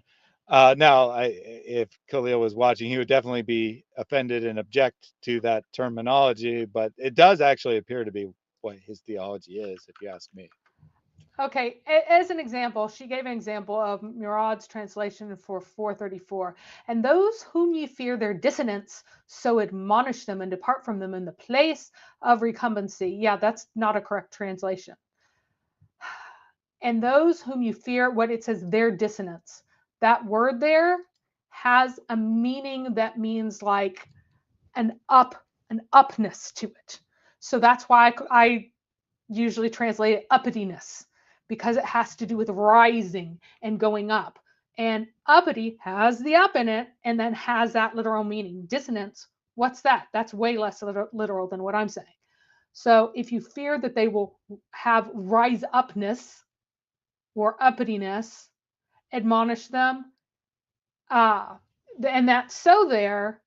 It can be so. I mean, so like the classic translation of disobedience, right, is actually pretty close. Yeah, it's close. Uppiness, right? So the reason why I prefer to translate that one is that it appears only twice in the Quran. So I like to translate it with a unique word so that both times that you see it, you get the same sense. So from those that you fear their uppityness, when it's men fearing women, there's another one that says that whenever the women fear that men are feeling uppity against them. And women are supposed to give over all their rights whenever they feel that. And again, depart them in the place of their recumbency. Yes, a bed is a place where you lie down in their beds. That's fine. And this here, right, this is just wrong. Dissonance doesn't mean not agreeing with in English. In terms of human relations, it would It mean can a be. clash, right? Tension Mhm. between you, which isn't really the same thing as disagreement. And if you're being as literal as possible, would you not do from those you feel uprising or something else that has that same rising, right?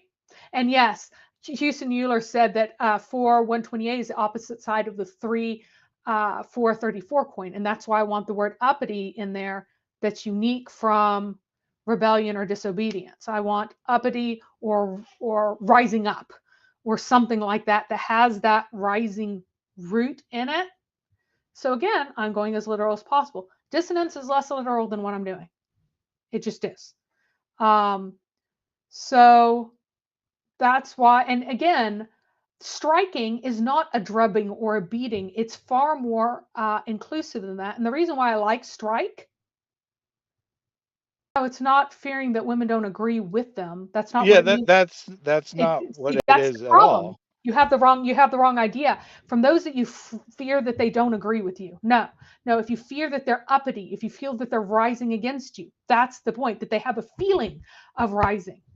That's not What do that you is mean is not an the Arabic Arabic? dictionary. What? Yeah, what do you mean the Arabic dictionary? You didn't even have the No, correct meaning of the English term. that's he's And not going with the The Arabic Arabic dictionary. dictionary isn't going to give you an English term. Yeah. So I don't even know So what that means, right?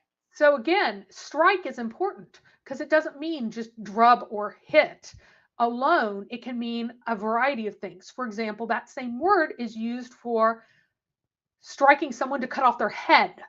If you say hit or drug, or excuse me, or drub, you would not have any idea that means to decapitate someone. Strike can be decapitation. Striking one's fingers to cut them off is also a meaning of that. Another reason I like the word strike is that it's also used in the sense of striking out on a journey. That same dad, rad, ba root can mean that you strike out on a journey, like hitting the road, as we say. And so I like, if I use strike, even though you don't use strike in exactly that same way in English, it's still entirely intelligible to an English speaker. It's something that Arbery does. I think it's a brilliant choice in his. And yes, Hussein Mashni correctly had the word that is there in the Arabic. And while, fear, rebellion. Well, fear is one word.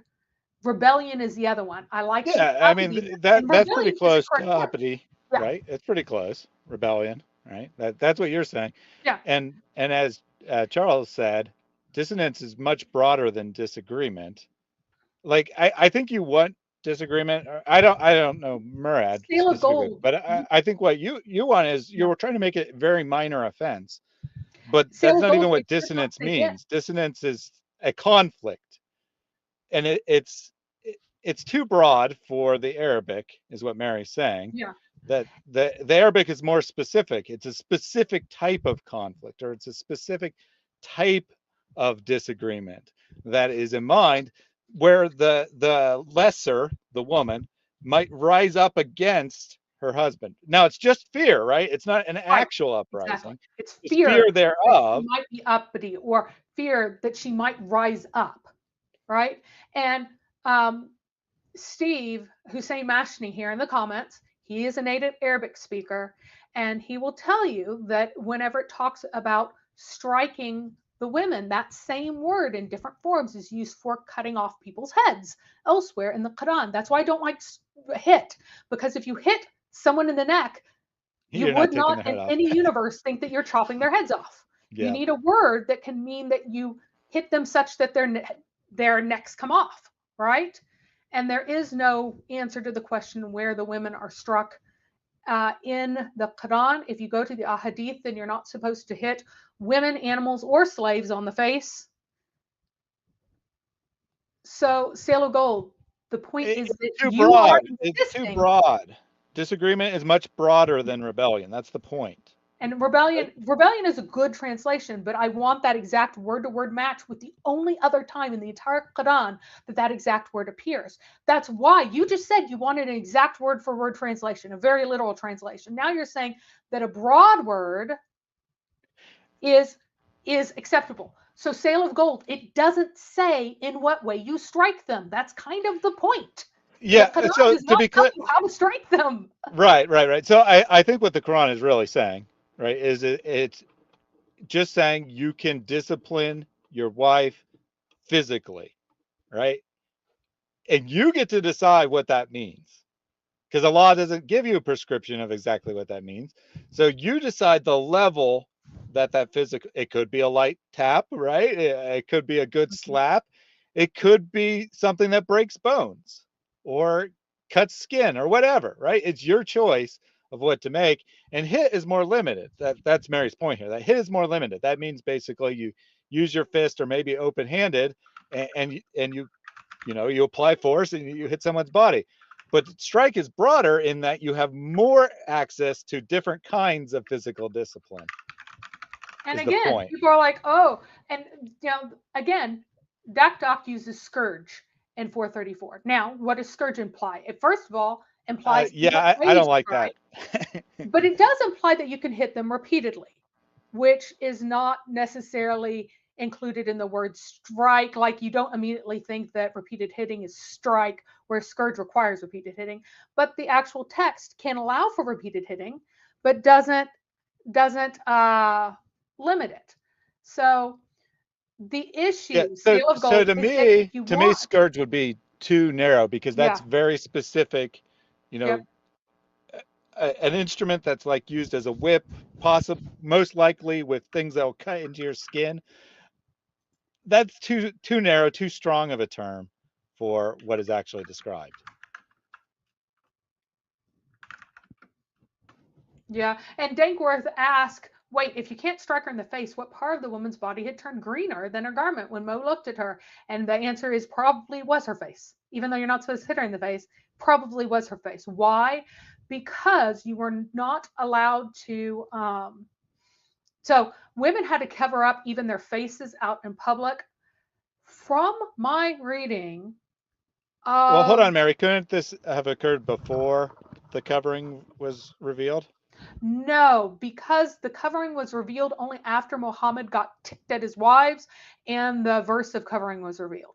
So verse of covering was no later than before Muhammad's marriage to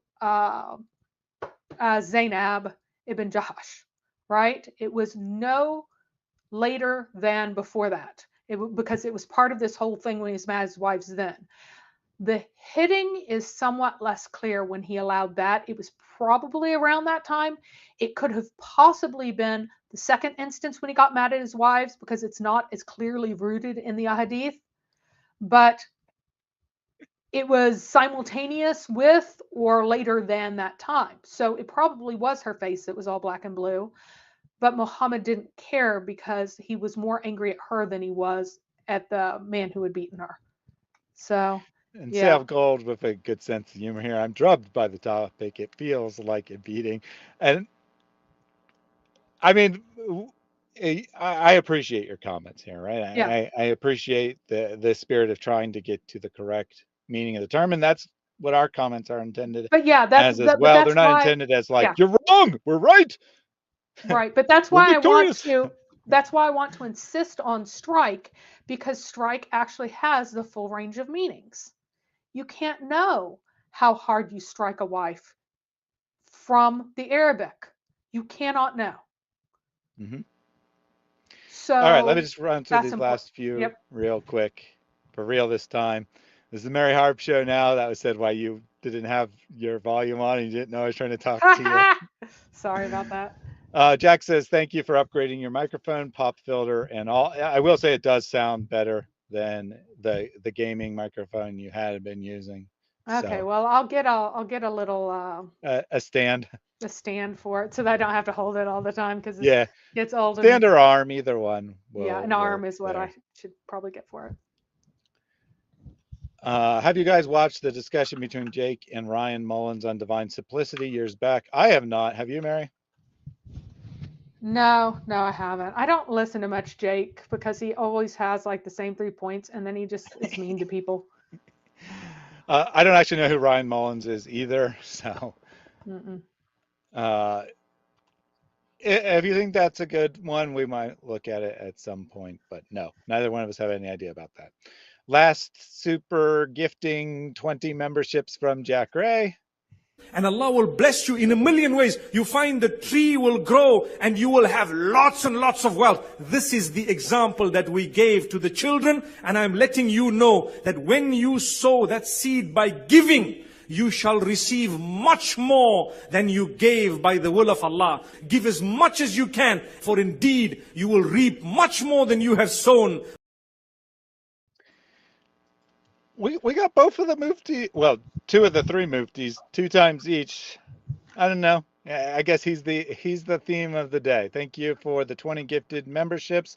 I'm sure that a lot of people appreciate that. And I did want to let you know, Jack, that you know, that promotion from when they started the channel members, or they wanted me to add channel memberships. I said I don't know for sure if gifted memberships count or not.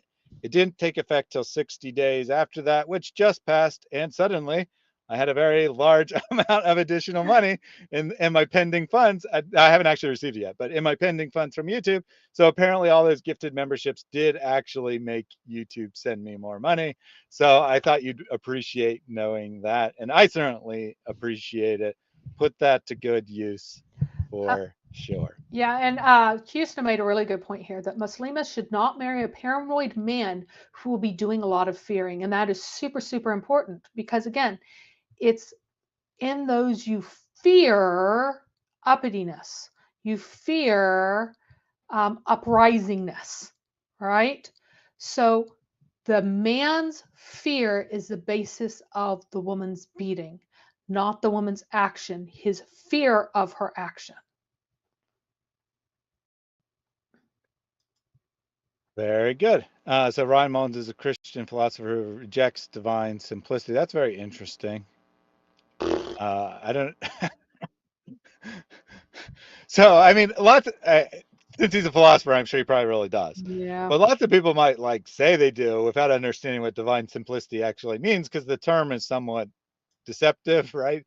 That you might not actually understand what it means just if you hear the term.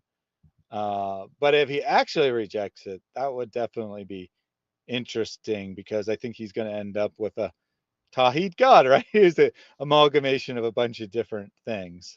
Yeah, I'm not interested in that conversation at all, because I might as well listen to philosophers who affirm open theism. Oh my goodness, no.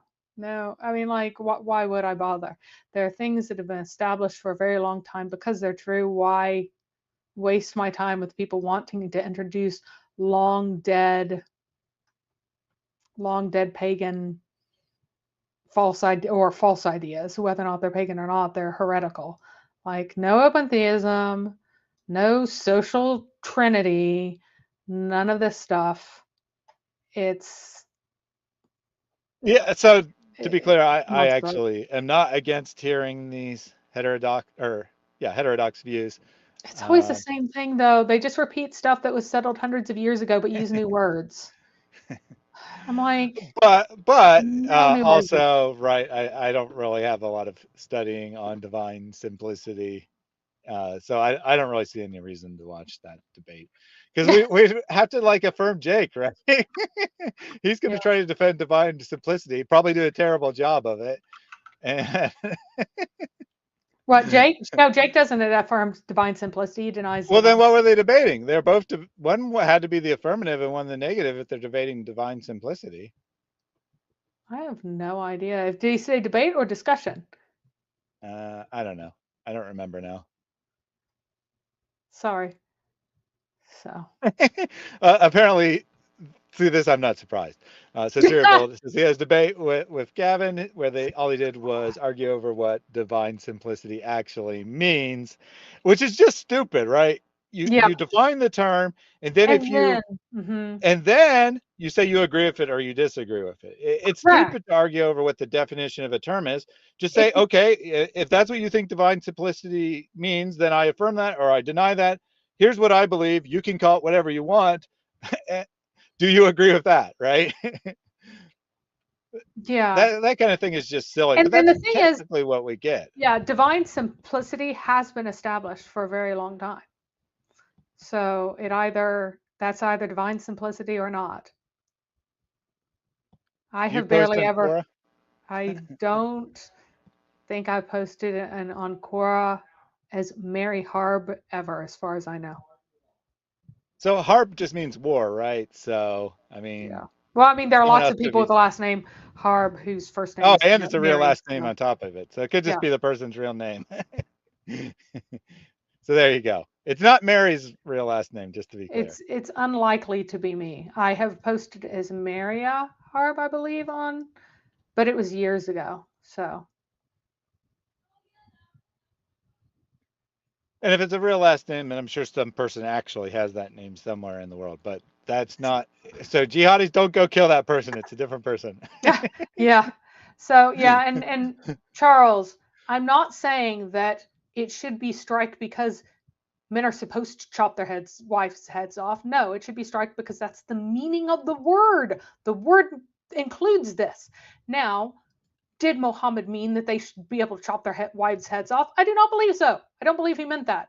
However, if you're going to argue from the clarity of your Quran that's divine, I would have hoped that Muhammad would be able to make that, or Allah would have made that distinction without that. So, Maria Harb, yeah, I've posted like 4 or 5 times, and everything I posted was correct. So, sorry. Well, it wasn't about the tone, right? It wasn't about the content. It was about the tone. Not. She seems quite unserious. So maybe it had a mocking tone. I don't know.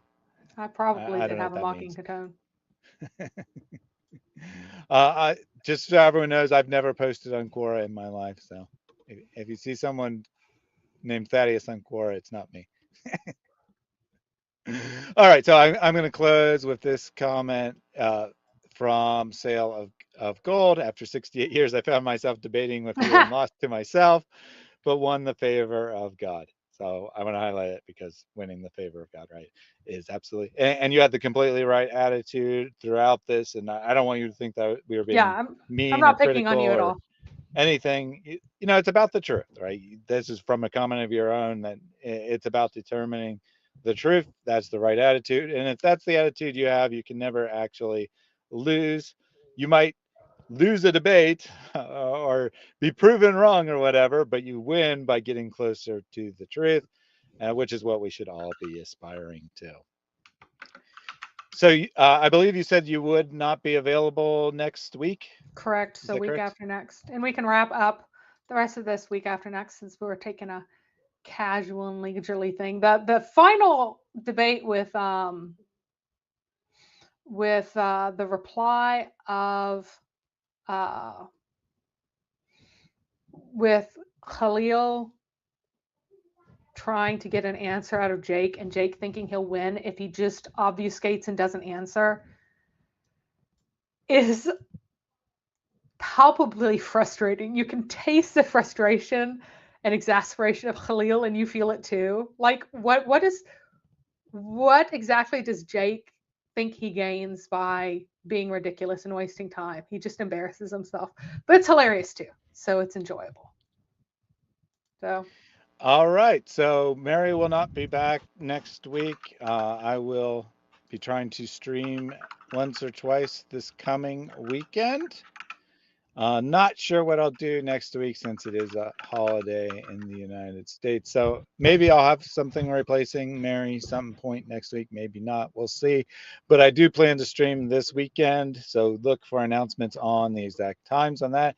And if you weren't here earlier and you didn't notice the pinned comment, be sure to check out my new channel where I'll be trying to post clips from my live streams every couple days or so. I will, due to the reason I created a second channel is because I'm going to focus primarily on things that I find humorous as opposed to like boiling an argument down into 5 minutes or something along those lines. It's going to be mostly just like silly little short things. So if that at all interests you, be sure to check that out.